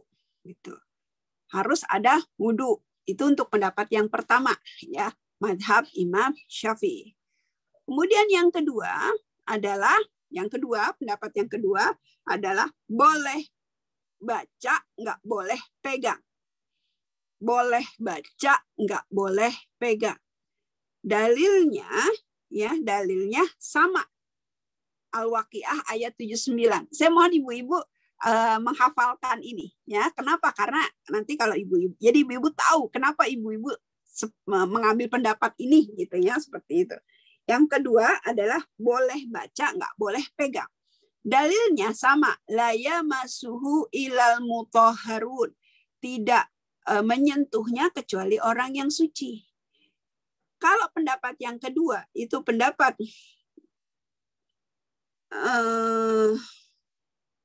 saya lupa pendapat siapa ya. Pokoknya ada ya pendapat yang kedua ini ya, dia boleh baca tapi nggak boleh pegang. Kenapa? Karena di sini dalilnya adalah la yamassuhu, tidak menyentuhnya. Tidak menyentuhnya. Jadi yang nggak boleh nyentuh doang, baca boleh. Itu. Ya, kalau dalil hadisnya itu ditafsirnya seperti itu. Nyentuh aja. Nyentuh aja yang nggak boleh. Tapi kalau baca boleh gitu. Nah, dalil hadisnya, Rasulullah SAW pernah memberikan surat kepada Raja Najasyi, seorang Nasrani ya, di Najasyi ya. Itu dia atasnya itu ada kata-kata Bismillahirrahmanirrahim. Itu kan dari Al-Qur'an. Kalau seandainya ya dia nggak boleh baca, nggak mungkinlah Rasulullah Shallallahu Alaihi Wasallam menuliskan Bismillahirrahmanirrahim. Pasti kan akan dibaca sama dia. Begitu juga dalam ketika Rasulullah mengirim surat kepada kerajaan Romawi, ya itu ada kata-katanya, ada kata-kata ayat Al-Quran. Ya, kalau seandainya itu tidak boleh dibaca, kenapa Rasulullah menulis seperti itu? Nah, untuk yang pendapat kedua ini banyak diambil oleh sekarang ini, yaitu misalnya kita yang nggak boleh kan mushaf, tapi kita boleh membaca Al-Quran dari cellphone, dari tablet, dari laptop, atau dari Quran terjemahan. Gitu. Jadi dia tetap tilawah biasa, kayak biasa aja dia tetap tilawah. Nanti Ramadan dia tetap baca Quran. Gitu. tapi dia nggak megang mushaf. Gitu. Jadi dia nggak megang mushaf. Ya, jadi dia bacanya dari cellphone, dari tablet, ya seperti itu. Ya, ini untuk pendapat yang kedua. Kemudian pendapat yang ketiga adalah dia boleh baca, boleh pegang. Dalilnya ini dari surat sama surat Al-Waqiah, ayatnya dari ayat 77. Innahu laqur'anun karim fi kitabim maknun. 77. Dan kecil benar terjemah. Dan ini sesungguhnya Al-Quran yang sangat mulia dalam kitab yang terpelihara Lauhul Mahfuz. Tidak ada yang menyentuhnya selain hamba-hamba yang disucikan. Nah, innahu laqur'an, kalau ibu-ibu ada yang pernah belajar bahasa Arab gitu ya. Di ayat 77-nya dikatakan itu adalah Quran yang mulia. Fi kitabim maknun di Lauhul Mahfuz. Nah, ayat ketiganya la yamasuhu, ada kata suhu, ada domir hu, ada domir kata pengganti, ya. Hu di situ menerangkan kemana? Ke ayat sebelumnya. Ya, hu di sini menerangkan ke ayat sebelumnya. Ayat sebelumnya apa? Al-Quran yang di Lauhul Mahfuz. Al-Quran yang di Lauhul Mahfuz. Gitu. Hu, ada domir hu di situ, kalimat kata pengganti. Penggantinya untuk kan pasti sebelumnya tuh udah ada ya, kalau bahasa Inggris sama bahasa Arab hampir sama tuh. Ya. Jadi menerangkan kata sebelumnya. Kata sebelumnya atau kalimat sebelumnya itu adalah hu di sini, adalah yang dimaksud hu di sini adalah Al-Qur'an yang di Lauhul Mahfuz. Al-Qur'an yang di Lauhul Mahfuz. Gitu. Jadi, ya, maka yang Al-Quran yang di dunia ini adalah ya kitab biasa, kayak buku biasa gitu.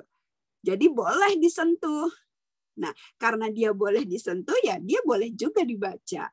Yang nggak boleh disentuh adalah yang di Lauhul Mahfuz, itu adalah yang boleh menyentuhnya adalah yang disucikan Allah, yaitu para malaikat. Ini pendapat daripada mazhab Imam Hanafi. Ya, seperti itu. Jadi nggak apa-apa baca Quran ya gitu pada waktu masih lagi haid. Nah, tapi ada juga sebagian Imam Hanafi yang ikut pendapat kedua, dan ada yang ikut. Jadi kalau untuk ini tidak memakai pendapat, maksudnya ada mazhab Hanafi Syafi'i itu enggak, tapi dia karena di dalam mazhab itu pun ada berbeda pendapat juga gitu ya. Nah, jadi dari tiga pendapat ini ya, di mana yang paling bisa kita semuanya boleh ibu-ibu ambil. Jadi jangan ada ibu-ibu yang mau lagi haid nggak mau baca Quran, silahkan. Ada ibu-ibu yang mau lagi haid baca Quran, silahkan. Ada ibu-ibu yang mau baca aja tapi nggak mau megang, silahkan. Karena tiga-tiganya dalilnya kuat. Tiga-tiganya dalilnya kuat. Ya, dalilnya kuat. Yang apa ya istilahnya, dalilnya ada dalil hadis, ada dalil Quran. Tiga-tiganya kuat, sama-sama kuat. Tapi yang nggak boleh adalah pelin-pelan. Hari ini ibu-ibu ketika karena lagi semangat imannya naik gitu ya, udah saya ngambil pendapat yang ketiga aja deh, boleh baca, boleh pegang. Gitu. Tapi besok pas lagi malas, Bu baca Quran Bu, aduh saya lagi haid. Gitu. Nggak boleh apa ya, ganti-ganti gitu pelin-pelan. Tapi kalau ganti boleh, misalnya dulu pendapatnya nggak boleh baca, tapi kayaknya sekarang haid saya nih sering 15 hari. Kalau saya nggak boleh baca, terus saya lagi belajar Quran gimana? Akhirnya udahlah saya pindah pendapat yang kedua, saya baca tapi nggak sentuh. Jadi saya bacanya dari cellphone misalnya atau dari terjemahan gitu. Boleh. Tapi udah jangan besok balik lagi, ganti lagi, nggak boleh ya. Jadi dalam mengikuti mazhab itu ya, kita satu gitu ya, maksudnya pendapat, bukan mazhab, pendapat ya. Dalam mengikuti pendapat itu satu, nggak boleh sesuka-suka kita. Tapi kita boleh berpindah, boleh ya, boleh, nggak harus gitu ya. Misalnya gini, untuk suatu ini kita asal satu urutan ibadah ya. Misalnya puasa, kita boleh mengambil pendapat yang terkuat itu pendapatnya imam ini, tapi untuk sholat kita pakai imam ini karena yang terkuat, seperti itu ya. Itu boleh aja, tapi nggak boleh hari ini kita pakai ini, besok ini kita ganti lagi, itu nggak boleh. Ya, ini mungkin ibu-ibu kalau ada yang mau jelas bisa dengerin ceramahnya Ustadz Abdul Somad soal madhab sama Ustadz Adi Hidayat, itu bagus sekali.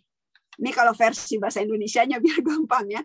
Ustadz Adi Hidayat dan Ustadz Abdul Somad tentang bagaimana kita beribadah dengan perbedaan madhab tersebut, perbedaan pendapat tersebut, kita beribadah gitu ya. Jadi ya, semoga ini jelas untuk perbedaan ini. Kemudian yang selanjutnya, wanita haid dilarang masuk ke dalam masjid. Ya, ini berdasarkan dalil surat 4 ayat 43. Ya, surat keempat ayat 43 ya. Di sini ada tertulis ya. Wala junuban ila abiris sabil. Ini kan ayatnya panjang, tapi saya ngambil itunya. Wala junuban ila abiris sabil. Dan orang-orang yang junub itu nggak boleh masuk ke dalam masjid kecuali sekedar lewat. Nah, junub dan haid itu disamakan. Jadi wanita haid dilarang masuk ke dalam masjid. Itu pendapat yang pertama. Junub dengan haid itu sama-sama gitu. Tapi ada pendapat yang kedua mengatakan ini disebutkan spesifik junub. Berarti untuk orang junub aja yang nggak boleh masuk ke masjid. Tapi orang haid itu nggak dikategorikan junub, sebab junub itu kan sebentar. Ya, tapi kalau haid itu kan berhari-hari. Ya, nanti gimana kalau dia nggak boleh masuk ke dalam masjid seperti itu? Nanti gimana kalau dia nggak boleh masuk ke dalam masjid? Ya, untuk dengerin ceramah, untuk dengerin pelajaran agama dan lain sebagainya gitu. Nah, dibantah lagi, ini ada bantah-bantahannya banyak ya ibu-ibu ya. Kemudian yang dilarang masuk ke dalam masjid di sini, dalam arti kata masjid ini menurut pendapat yang pertama adalah tempat sholatnya. Saya nggak tahu masjid apa di LA namanya nih masjid apa? At-Tahir. Itu At-Tahir ada dua nggak? Kalau kami di Imam ada dua. Ada prayer hall, ada juga ruang kayak ruang biasa kita makan-makan dan apa, ada nggak? Ada ya. Nah, memang bisa juga ruang makan-makan itu kalau untuk Idul Fitri atau apa dipakai buat sholat juga gitu. Tapi biasanya gitu jarang dipakai buat sholat kecuali kalau Idul Fitri, Idul Adha gitu. Ya, biasanya seperti itu. Nah, nah untuk yang nggak boleh dimasukin tuh yang prayer hall-nya aja, yang tempat biasa sholat 5 waktunya aja gitu. Kalaupun ada pelajaran, ini untuk yang pendapat pertama ya, kalaupun ada ceramah di atas misalnya, kan biasanya sound systemnya itu masuk juga ke bagian ruang aulanya itu gitu. Nah ya udah kita dengarnya dari ruang aula aja di bawah gitu. Ya kalau kita lagi haid ya. Kemudian, jadi insya Allah tidak terlalu, masih bisa kok ngikutin pelajaran, ngikutin kajian, ngikutin pengajian, meskipun kita sedang haid. Jadi kita di bawah gitu. Nah kemudian kalau yang pendapat kedua, ya nggak apa-apa karena dulu Siti Aisyah itu dia duduk di atas kaleng katanya ya, duduk di atas kaleng supaya karena dia lagi haid supaya bisa dengerin pengajian. Tapi ternyata Aisyah itu ya berada di rumahnya. Aisyah itu ada di rumahnya. Ibu-ibu kalau tahu Aisyah itu ya rumahnya Aisyah itu yang sekarang jadi makamnya Rasulullah. Ya, kan ini mihrab. Ini makam. Mungkin kalau ibu-ibu ingat kalau masjid-masjid di Indonesia di tempat mihrabnya itu ada pintu tuh. Ya, ada pintu biasanya buat gudang, buat ruang sound system gitu. Ini pintu ini yang tempat sholat, tempat imam sholat gitu. Nah biasanya di samping kiri kanan tuh suka ada pintu, suka ada ruangan dua kiri kanannya. Nah Aisyah radhiyallahu an rumahnya seperti itu. Rumahnya Aisyah ya itu tepat di samping mihrabnya Rasulullah. Jadi kalau dia buka pintu itu udah kedengeran gitu dan ternyata dia di situ gitu. Bukan di dalam sekarang udah jadi masjid gitu ya, tapi bukan berada di dalam tempat sholat, jadi dia nunggunya di rumah gitu ya, seperti itu. Dan kalau memang dalilnya adalah takut tidak netes ya, takutnya ya ada ketakutan kalau orang haid ke dalam masjid itu takut tidak netes ya, supaya jangan netes darahnya, kan orang junub nggak netes. Orang junub itu kan netesnya pas lagi ejakulasi aja. Kalau lagi nggak ejakulasi kan nggak netes gitu maksudnya. Tapi orang junub itu kan dia belum mandi ya. Habis ejakulasi dia belum mandi, maka disebut junub. Dia aja nggak boleh masuk ke dalam masjid meskipun nggak netes. Gitu. Tapi kenapa? Karena badannya itu belum suci gitu. Ya, nah ini untuk pendapat ini saya lebih condong, saya pribadi Dedeh ya, lebih condong kepada tidak masuk ke dalam masjid kalau lagi haid. Kalau saya gitu. Tapi kalau ada ibu-ibu yang ingin masuk ke dalam masjid ketika sedang haid ya, ingin ikut ada acara di masjidnya, ibu-ibu berarti ambil yang pendapat kedua. Ya, silahkan ibu-ibu ambil pendapat yang kedua. Itu juga ada dalilnya. Kalau ibu-ibu mau browsing, silahkan browsing pendapat yang kedua ini. Itu biasanya dari ulama Al-Utsaimin kalau nggak salah ya. Kalau nggak salah deh. Ya, saya mohon maaf. Bisa ibu browsing ya, seperti itu. Oke, lanjut. Wanita haid tidak najis. Jadi kalau kita sentuhan dengan wanita, misalnya teman kita haid, kita nggak haid, terus kita udah wudhu, kita sentuhan sama teman kita, nggak batal wudhu kita, karena dia nggak najis. Ya, wanita haid nggak najis. Oke. Kemudian wanita hamil tidak haid. Nah ini, kalau ada orang hamil, dia perdarahan, bleeding, ada flek gitu, dia tetap sholat. Karena itu bukan haid. Ya, wanita hamil tidak haid. Jadi kalau dia hamil tapi perdarahan kayak saya tuh punya anak 4-empatnya perdarahan dari umur kehamilan bulan pertama sampai kehamilan bulan ke-7 itu selalu berdarah kalau banyak gerak gitu. Ya, kalau banyak gerak itu selalu berdarah. Ya, bahkan jangankan bergerak, ngomong aja kebanyakan itu langsung flek gitu. Ya, nah itu tetap sholat. Ya, ganti aja pakaiannya, ya, ganti aja underwear-nya gitu. Ya, jadi nggak apa-apa. Nah, ini dia. Selesai mandi, selesai haid harus langsung mandi. Ini biasanya kalau ustadz gitu ya. Tapi ternyata pas saya lihat beberapa literatur, ternyata boleh menunggu hingga 3 kali waktu sholat. Boleh menunggu. Lebih dari itu nggak boleh. Ya, maksudnya menunggu 3 kali waktu sholat di sini maksudnya gini.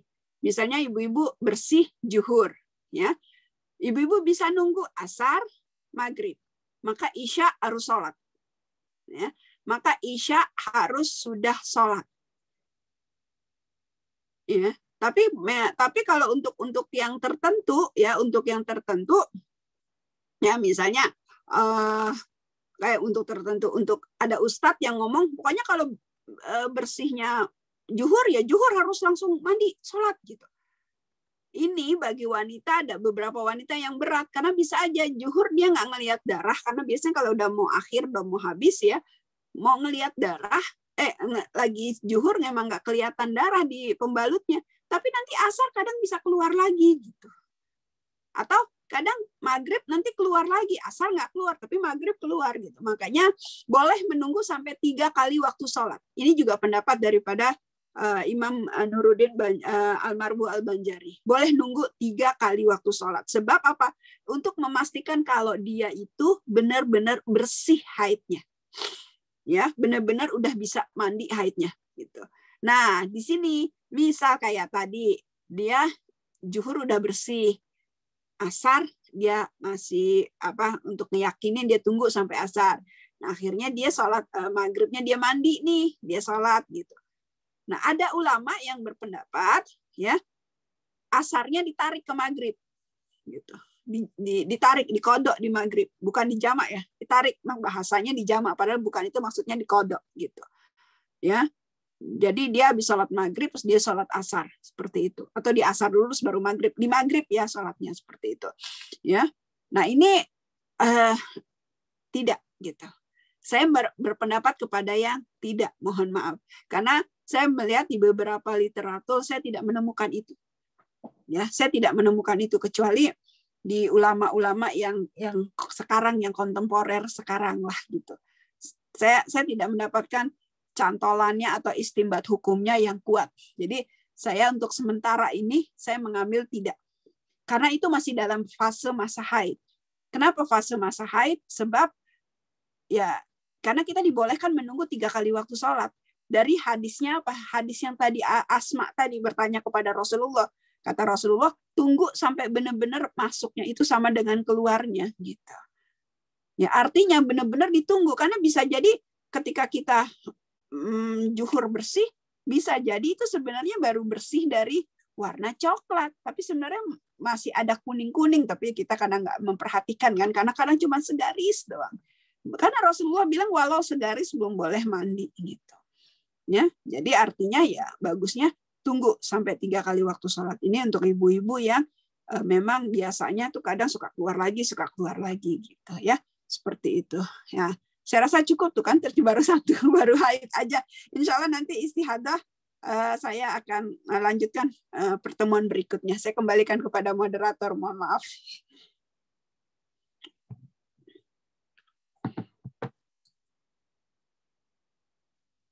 Silakan, moderator.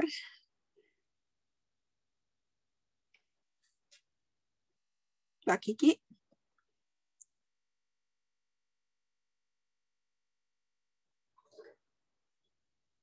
Assalamualaikum. Oh, hilang. Ya deh, kalau nggak ada moderatornya, ada ibu-ibu yang mau bertanya, silakan.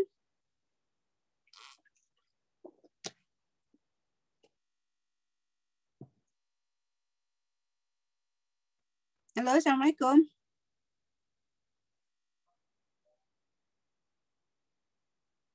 Assalamualaikum. Mbak Kiki. Waalaikumsalam, Bu. Ya, silakan kalau ada yang mau bertanya nih. Moderatornya nggak ada. Mbak Kiki. Halo. Mbak Kiki. Ya udah ibu-ibu siapa yang mau bertanya silakan. Atau nggak ada yang mau bertanya?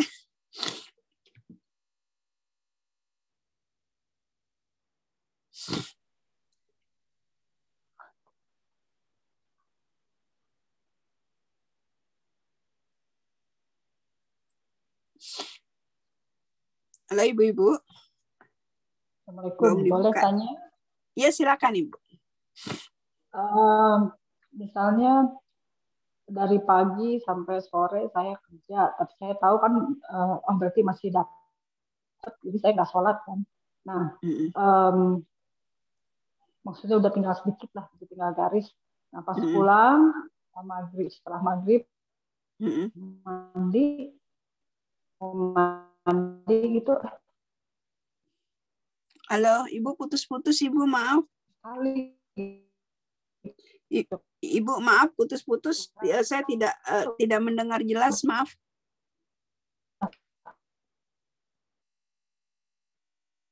Halo Ibu, maaf Ibu saya tidak mendengar jelas, putus-putus mungkin di sayanya atau di mananya nih.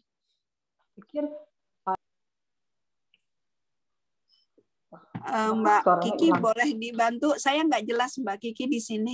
Iya, kebetulan saya juga tadi internetnya off, Bu. Jadi saya juga nggak dengar. Boleh tolong diulang, Ibu? Gini misalnya. Oke. Hari ini misalnya pagi-pagi saya lihat udah agak kuning gitu ya, udah coklat muda sekali. Udah kalau kita sih udah hampir mau bersih. Cuma karena saya takut, jadi saya belum sholat dulu seharian. Nah pulang kerja misalnya pas mandi, kok bersih banget, berarti udah bersih sekali gitu. Karena sebelumnya kan waktu misalnya kan pasti dalam hari itu saya pipis bersih gitu kan. Jadi pas maghrib juga bersih. Oke, nah kebetulan suami minta udah bersih gitu kan. Pikir karena udah bersih ya udah tak kasih gitu kan. Tapi ternyata besoknya pas kerja lagi, loh kok malah dapet lagi gitu. Nah itu bagaimana itu? Jadi akhirnya dapatnya itu langsung atau cuma sekali aja keluarnya? Maksudnya gini, sekali aja keluarnya, sekali aja ya? Aku nggak tahu karena nggak periksa, cuma hari itu aja, tapi besoknya udah enggak. Enggak, hari itu aja maksudnya sekali atau terus-terusan gitu? Hari itu tapi terus-terusan gitu? Terus-terusan mungkin sampai siang, saya ganti malam. Masih ada dikit ya? Tinggal balik lagi ke coklat lagi gitu kan. Besoknya bersih gitu. Nah itu jadi Kenapa ya, perasaan biasanya kalau udah bersih kan udah gitu loh. Iya.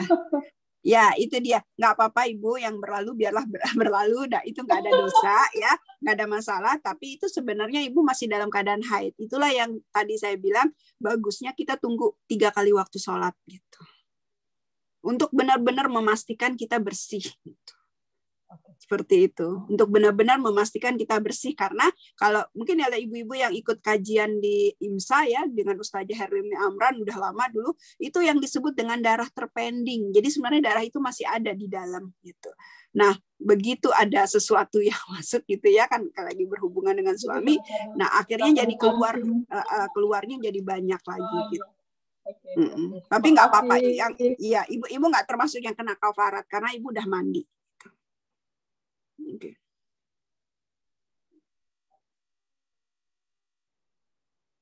Ya baik, apakah ada pertanyaan lain? Makasih Ustazah. Assalamualaikum.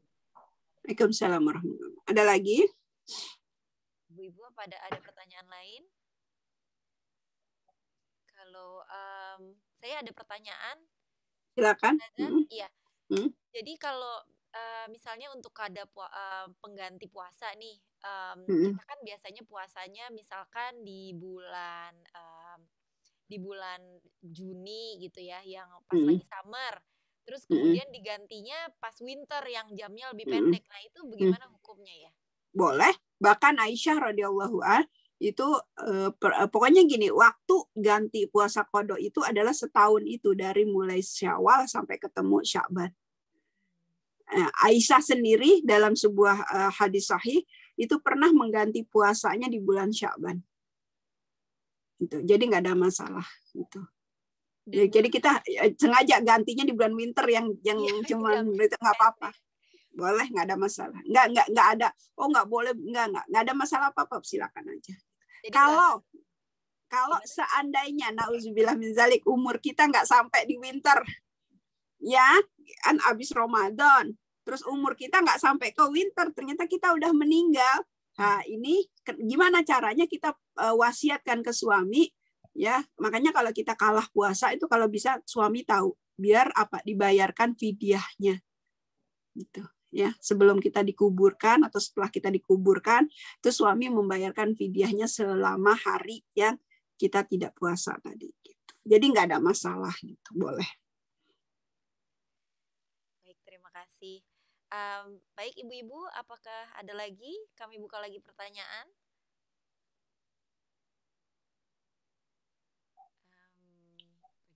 Assalamualaikum Mbak Kiki. Ada. Waalaikumsalam warahmatullahi wabarakatuh. Iya, assalamualaikum Ustazah Dede. Mau bertanya tadi tentang sholat yang harus dikodok gitu kan. Tadi kan Ustazah menjelaskan bahwasanya misalkan nih haidnya kan duhur udah bersih nih gitu kan. Terus kan di situ tadi Ibu menjelaskan bahwasanya lebih baik apa ya? Afwan kalau saya salah juga, lebih baik menunggu 3 kali waktu sholat karena untuk memastikan bahwasanya kita itu saya itu benar-benar udah bersih dari haid gitu kan. Nah tapi tadi di awal Ibu menjelaskan bahwasanya misalkan Isya itu udah bersih. Nah terus pas waktu mau mandi terus mau sholat, nah kita kan nggak tahu bersihnya tadi udah masuk waktu Isya apa belum. Nah terus Ibu tadi menjelaskan bahwasanya kita harus mengkodok seminggu sesudahnya apa gimana tadi, Afwan. Nah mohon penjelasan di situ aja yang harus dikodok sholatnya. Jadi gini, ya jazakallah ya. Jadi gini, kalau untuk pertama kali dapat sholat, ya kayak contoh misalnya kita sholat Isya biasanya kita diakhirkan mau langsung tidur gitu ya biasanya gitu ya. Kayak saya sekarang belum sholat Isya nih ya, karena tadi udah pas azan kita udah mulai, saya belum sholat Isya. Kemudian nanti sekarang nih habis kajian ini saya sholat Isya. Seandainya saya lihat wah ternyata haid, tapi enggak sih karena saya baru dapat haid kemarin ya. Ternyata haid padahal saya belum sholat Isya. Maka sholat Isya saya yang sekarang ini nanti saya kodok ketika selesai saya haid gitu.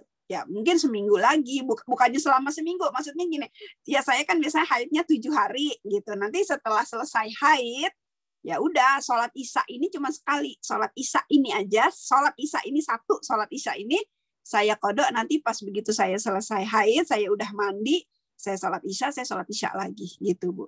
Itu untuk di awal. Sebab apa? Sebab menurut Syekh Nasruddin Albani, ya Syekh Nasruddin Albani dalam bukunya itu ya ditakutkan haid ini keluarnya setelah azan isya.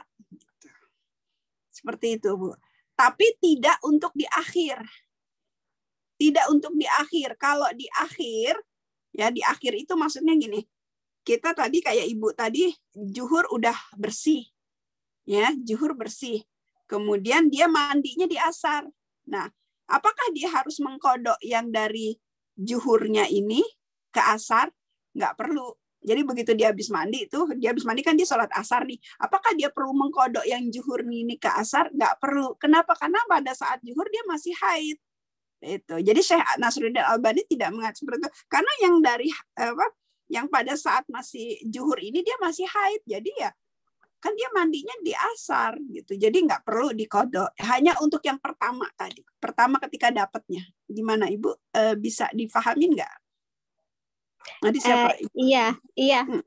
Jazakallah khair. Iya. Ya, mohon maaf. Jadi tadi saya pikir selesai haid bukan awal mula itu apa? Awal mula haid. Bulan. Iya. Jazakallah khair. Ya.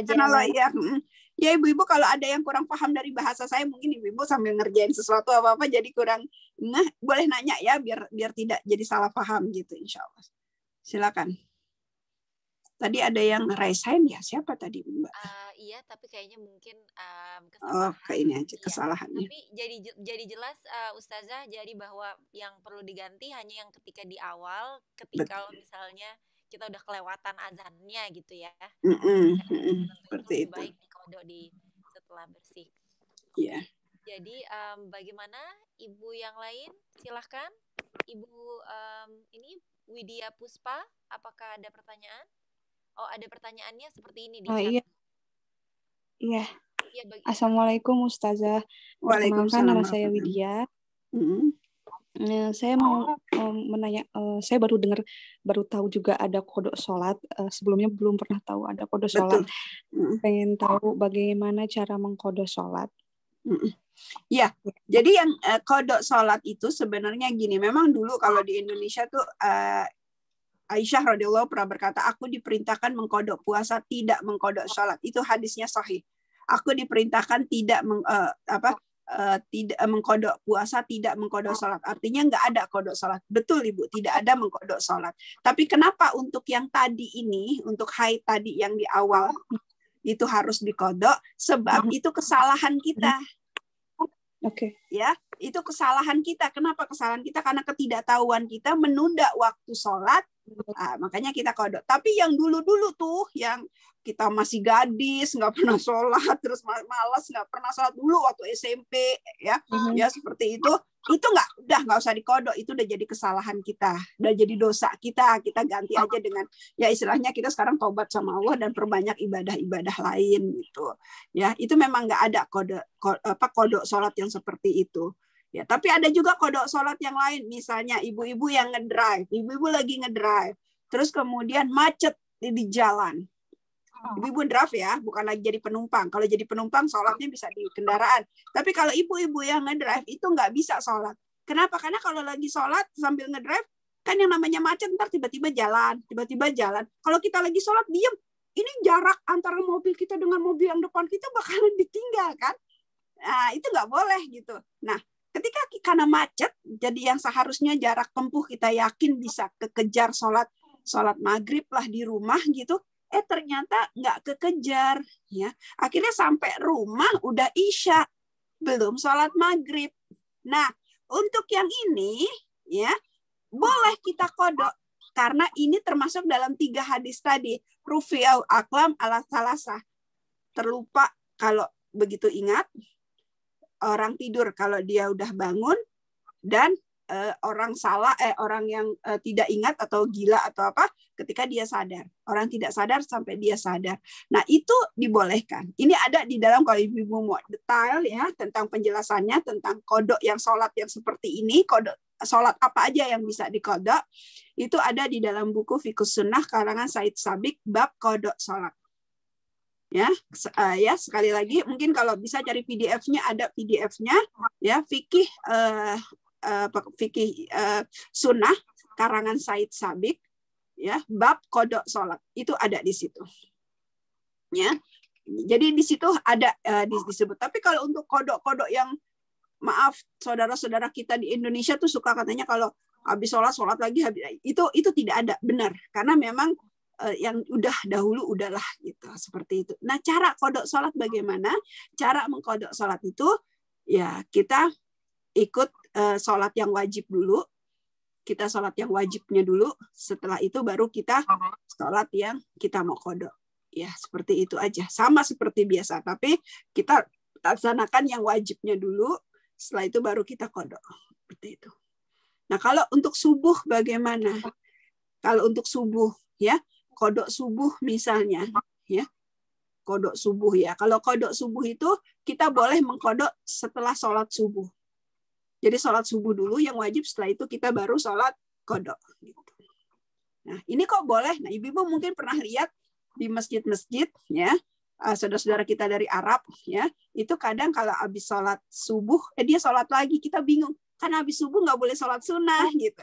Tapi kok mungkin kalau ibu-ibu ini suka merhatikan saudara-saudara kita dari Arab, dari Afrika, itu mereka mengkodok sholat qobliyah. Ya, qobliyah aja ada kodoknya. Itu dalilnya hadis sahih. Ya, tapi saya kalau bahas di sini nanti panjang. Itu ada juga di buku itu, di buku Said Sabiq itu, gitu. Ya, apalagi sholat yang wajib. Jadi kita sholat subuh dulu, setelah itu baru nanti kita sholat subuh 2 rakaat. Niatnya ya sama, dalam hati aja saya niat kodok sholat subuh saya, gitu. Ya, itu. Tapi untuk sekali lagi itu untuk keadaan-keadaan tertentu aja, ya. Bukan keadaan yang istilahnya bukan sholat-sholat kita yang dulu-dulu, enggak. Ini hati-hati ya Bu, jadi takutnya nanti salah persepsi. Oh, Bu Dede membolehkan kodok gitu. Kodok yang ada apa ya istilahnya, ada tuntunannya memang dari Rasulullah, hadisnya sahih, ya ada, tapi tidak semua sholat itu dikodok. Misalnya kayak kita masih kecil dulu SMP suka nggak sholat, itu nggak ada kodoknya. Ya. Pasti Ustazah. Iya, sama-sama. Ya, baik, ada pertanyaan lain kah dari ibu-ibu sekalian? Silahkan. Kami buka lagi pertanyaan.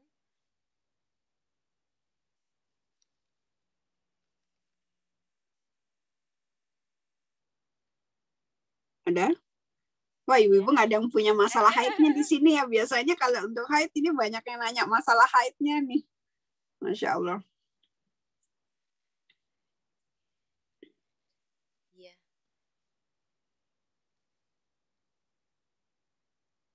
Jadi ini untuk yang sesi pertama ini tadi Ibu udah membahas yang mengenai haid dan istihadah. Nanti yang sesi kedua itu nifas dan apa Bu satu lagi? Mutahhirah.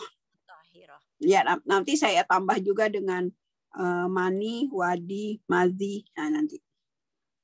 Ya, ada tambahan mani, madhi, wadi seperti itu.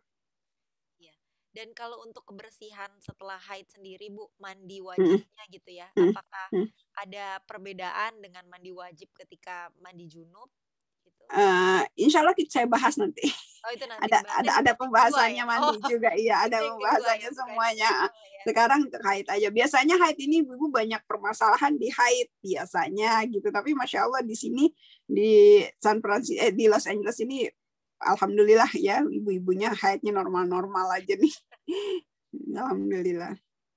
Iya. Tadi sih saya ada pertanyaan tapi sepertinya sudah dijawab semua sih sama Ibu. karena banyak ya. Karena banyak sering ini bawakan materi ini, jadi sebelum ditanya saya udah jawab dulu. Udah jawab dulu ya. Pertanyaannya kurang lebih sama. Iya, Mbak Jani ada pertanyaan lain? Iya, silakan.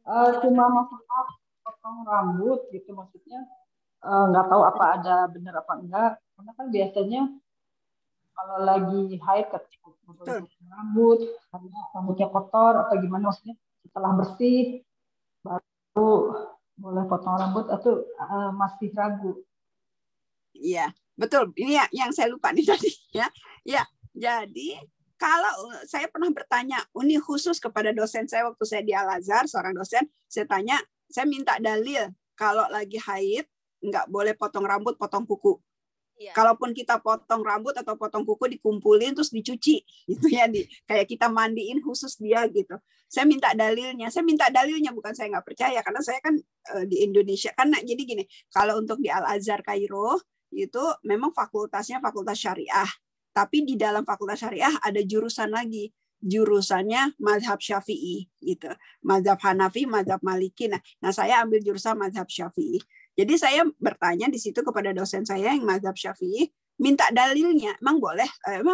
Minta dalil wanita yang sedang haid nggak boleh potong rambut, potong kuku. Karena dulu saya berpendapat juga seperti itu.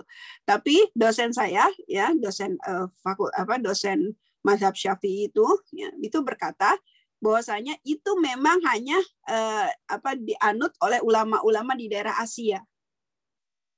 Jadi ulama Syafi'i, mazhab Syafi'i di daerah Asia, tapi nggak ada cantolannya ke Imam Syafi'inya sendiri. Jangankan ke hadis Nabi, ke Imam Syafi'inya aja nggak ada cantolannya gitu. Ya, jadi kan kita kadang nggak nyantol ke Rasulullah, tapi ke Imam Syafi'i nyantol. Kenapa? Nah, Imam Syafi'i ini mengambil istimbat. Istimbat itu kesimpulan hukum dari Rasulullah. Oh, jadi mungkin begini gitu. Istimbat hukum tuh seperti itu. Gitu ya, ada cantolan hukumnya dari Rasulullah, tapi yang berfatwa itu Imam Syafi'i gitu. Nah, ini Imam Syafi'inya sendiri juga nggak berfatwa, apalah lagi hadis Nabi. Gitu. Tapi di buku yang disebut buku kitab kuning yang sering dipakai di Indonesia, ya, nama bukunya Al-Masailah, kitab kuning, buku fikih kitab kuning, Masailah itu mungkin ibu-ibu kalau dari pesantren tahu, ya. Itu ada, tapi nggak. Saya pernah baca itu kitab kuning itu nggak dibilang dalil hadis atau enggak, cuman wanita haid tidak boleh baca Quran, tidak boleh masuk masjid, tidak boleh ini, dan di akhirnya itu di poin yang keberapa saya lupa itu ada tidak boleh motong rambut dan motong kuku. Gitu. Tapi nggak disebutin dalilnya, apanya nggak disebutin, cuman nggak boleh 1, 2, 3, 4, 5 gitu aja, nggak disebutin dalilnya. Gitu. Nah. Ketika saya belajar untuk yang beberapa poin ada dalilnya dari Imam Syafi'i, tapi kalau untuk kalau untuk yang motong rambut, motong kuku tidak. Gitu. Nah kemudian dosen saya ya memberikan dalil kenapa. Jadi mereka bilang itu ulamanya ulama Asia, misalnya Malaysia, Indonesia kayak seperti itu, Melayu lah, ulama Melayu itu mengambil istimbat hukum dari ini orang yang umroh mikot, orang yang habis ambil mikot, orang yang muhrim itu orang yang lagi berihram gitu kan, orang yang lagi berihram nggak boleh potong kuku, nggak boleh potong rambut kan, kena dam. Nah, jadi mereka menyamakan itu. Padahal kan haid nggak sama dengan orang yang lagi mikot gitu. Orang yang lagi ihram itu nggak sama gitu. Ya, jadi ya sebenarnya tidak ada dalilnya gitu. Seperti itu aja. Ya, tidak ada dalil cantolannya baik di Imam Syafi'inya ataupun tapi memang itu hanya ada di mazhab Imam Syafi'i. Ya, jadi ada sebagian ulamanya Imam Syafi'i ya itu yang berpendapat tidak boleh potong rambut, tidak boleh potong kuku. Gitu. Sebenarnya sih nggak ada. Gitu. Baik, terima kasih. Jazakallah wa iyyak. Baiklah, hadirin sekalian, alhamdulillah, terima kasih banyak Ustazah Dede. Alhamdulillah sekian acara kita hari ini. Kami mohon doa penutup oleh Ustazah. Silakan. Iya, silakan. Ada yang sakit nggak khusus dari jamaah yang mau kita doakan? Iya, ibu saya Bu Dede, Bu Titi. Titi ya? Iya, sakit ya? Iya. Ya, insya Allah. Ya, baiklah kita samakan doa untuk Ibu Titi yang sedang sakit. Semoga Allah angkat penyakitnya dan Allah berikan kesembuhan sehingga dapat beribadah. Ya, terutama ibadah Ramadan. Semoga dapat beribadah dengan sempurna, insya Allah. Dan juga untuk saudara-saudara kita yang sedang sakit, ya, atau yang sedang ada masalah, ada musibah. Mudah-mudahan Allah carikan jalan keluar dan Allah berikan kesabaran serta Allah angkat ya penyakit dan angkat masalahnya insyaallah. Ala hadhihi niyah wa likulli niyati shalihah. Al-Fatihah. A'udzubillahi minasyaitonirrajim. Bismillahirrahmanirrahim. Alhamdulillahirabbil alamin arrahmanirrahim maliki yaumiddin.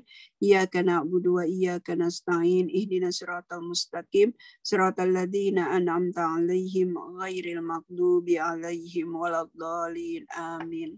Astaghfirullahaladzim, astaghfirullahaladzim, astaghfirullahaladzim. Alhamdulillahirabbil alamin hamdan syakirin hamdan naimin hamdan yuafi ni'mahu wa yukafi'u mazidah. Ya Rabbana lakal hamdu kama yanbaghi li jalali wajhikal karim wa 'azimi sultanik.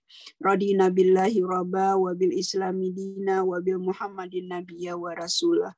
Allahumma salli ala Muhammad fil awalin, Allahumma salli ala Muhammad fil akhirin, Allahumma salli ala Muhammad fil mala'il a'la ila yaumiddin. Allahumma nawwir qulubana binuri hidayatika kama nawratal arda binuri syamsika abadan abadan birahmatika ya arhamar rahimin. Rabbana la tu'akhidna in nasina aw akhtana. Rabbana wa la tahmil alaina isran kama hamaltahu 'alal ladzina min qablina. Rabbana wa la tuhammilna ma la taqata lana bih wa'fu 'anna waghfir lana warhamna anta maulana fansurna 'alal qaumil kafirin. Ya Allah, ya Ilahi Rabb, berikanlah Allah, berikanlah kepada kami rizki ya Allah, sampaikanlah kami di bulan Ramadan ya Allah, dan izinkanlah kami untuk beribadah dengan sebaik-baiknya di bulan Ramadan tahun ini ya Allah. Jadikan Ramadan kami di tahun ini adalah Ramadan yang terbaik bagi kami ya Allah, Ramadan yang bisa meningkatkan keimanan kami dan amal ibadah kami. Ya Allah, ya Ilahi Rabb, lindungilah kami dan seluruh keluarga kami dari penyakit yang berbahaya, ya Allah. Jauhkan kami dari penyakit yang berbahaya, ya Allah. Ya Allah, ya Ilahi Rabb, Engkau yang mengetahui segalanya tentang diri ini dan diri keluarga kami. Lindungilah anak-anak kami dimanapun mereka berada, ya Allah. Jauhilah dari hal-hal yang bisa menjauhkan mereka darimu, ya Allah. Ya Allah, ya Ilahi Rabb, jika memang telah tiba masanya untuk anak-anak kami menikah, maka pilihkanlah, nikahkanlah mereka dengan orang-orang yang bisa membawa mereka ke surga. Pasangan yang bisa membawa mereka menyayangi dan lebih menyayangi orang tuanya, serta pasangan yang terbaik baginya dan bagi orang-orang di sekelilingnya. Ya Allah, ya Ilahi Rabb, Engkaulah yang mengetahui segalanya, ya Allah. Engkaulah yang mengetahui segalanya tentang komunitas kami. Maka berikanlah kekuatan kepada komunitas kami, ya Allah, untuk tetap berdiri dalam menegakkan ajaran agama-Mu, ya Allah. Rabbana ablana min azwajina wa zuriyatina qurrata a'yun waj'alna lil muttaqina imama. Rabbighfir lana wa liwalidina warhamhum kama rabbawna shighara. Subhana rabbika rabbil izzati amma yasifun. Wassalamu ala mursalin walhamdulillahi rabbil alamin.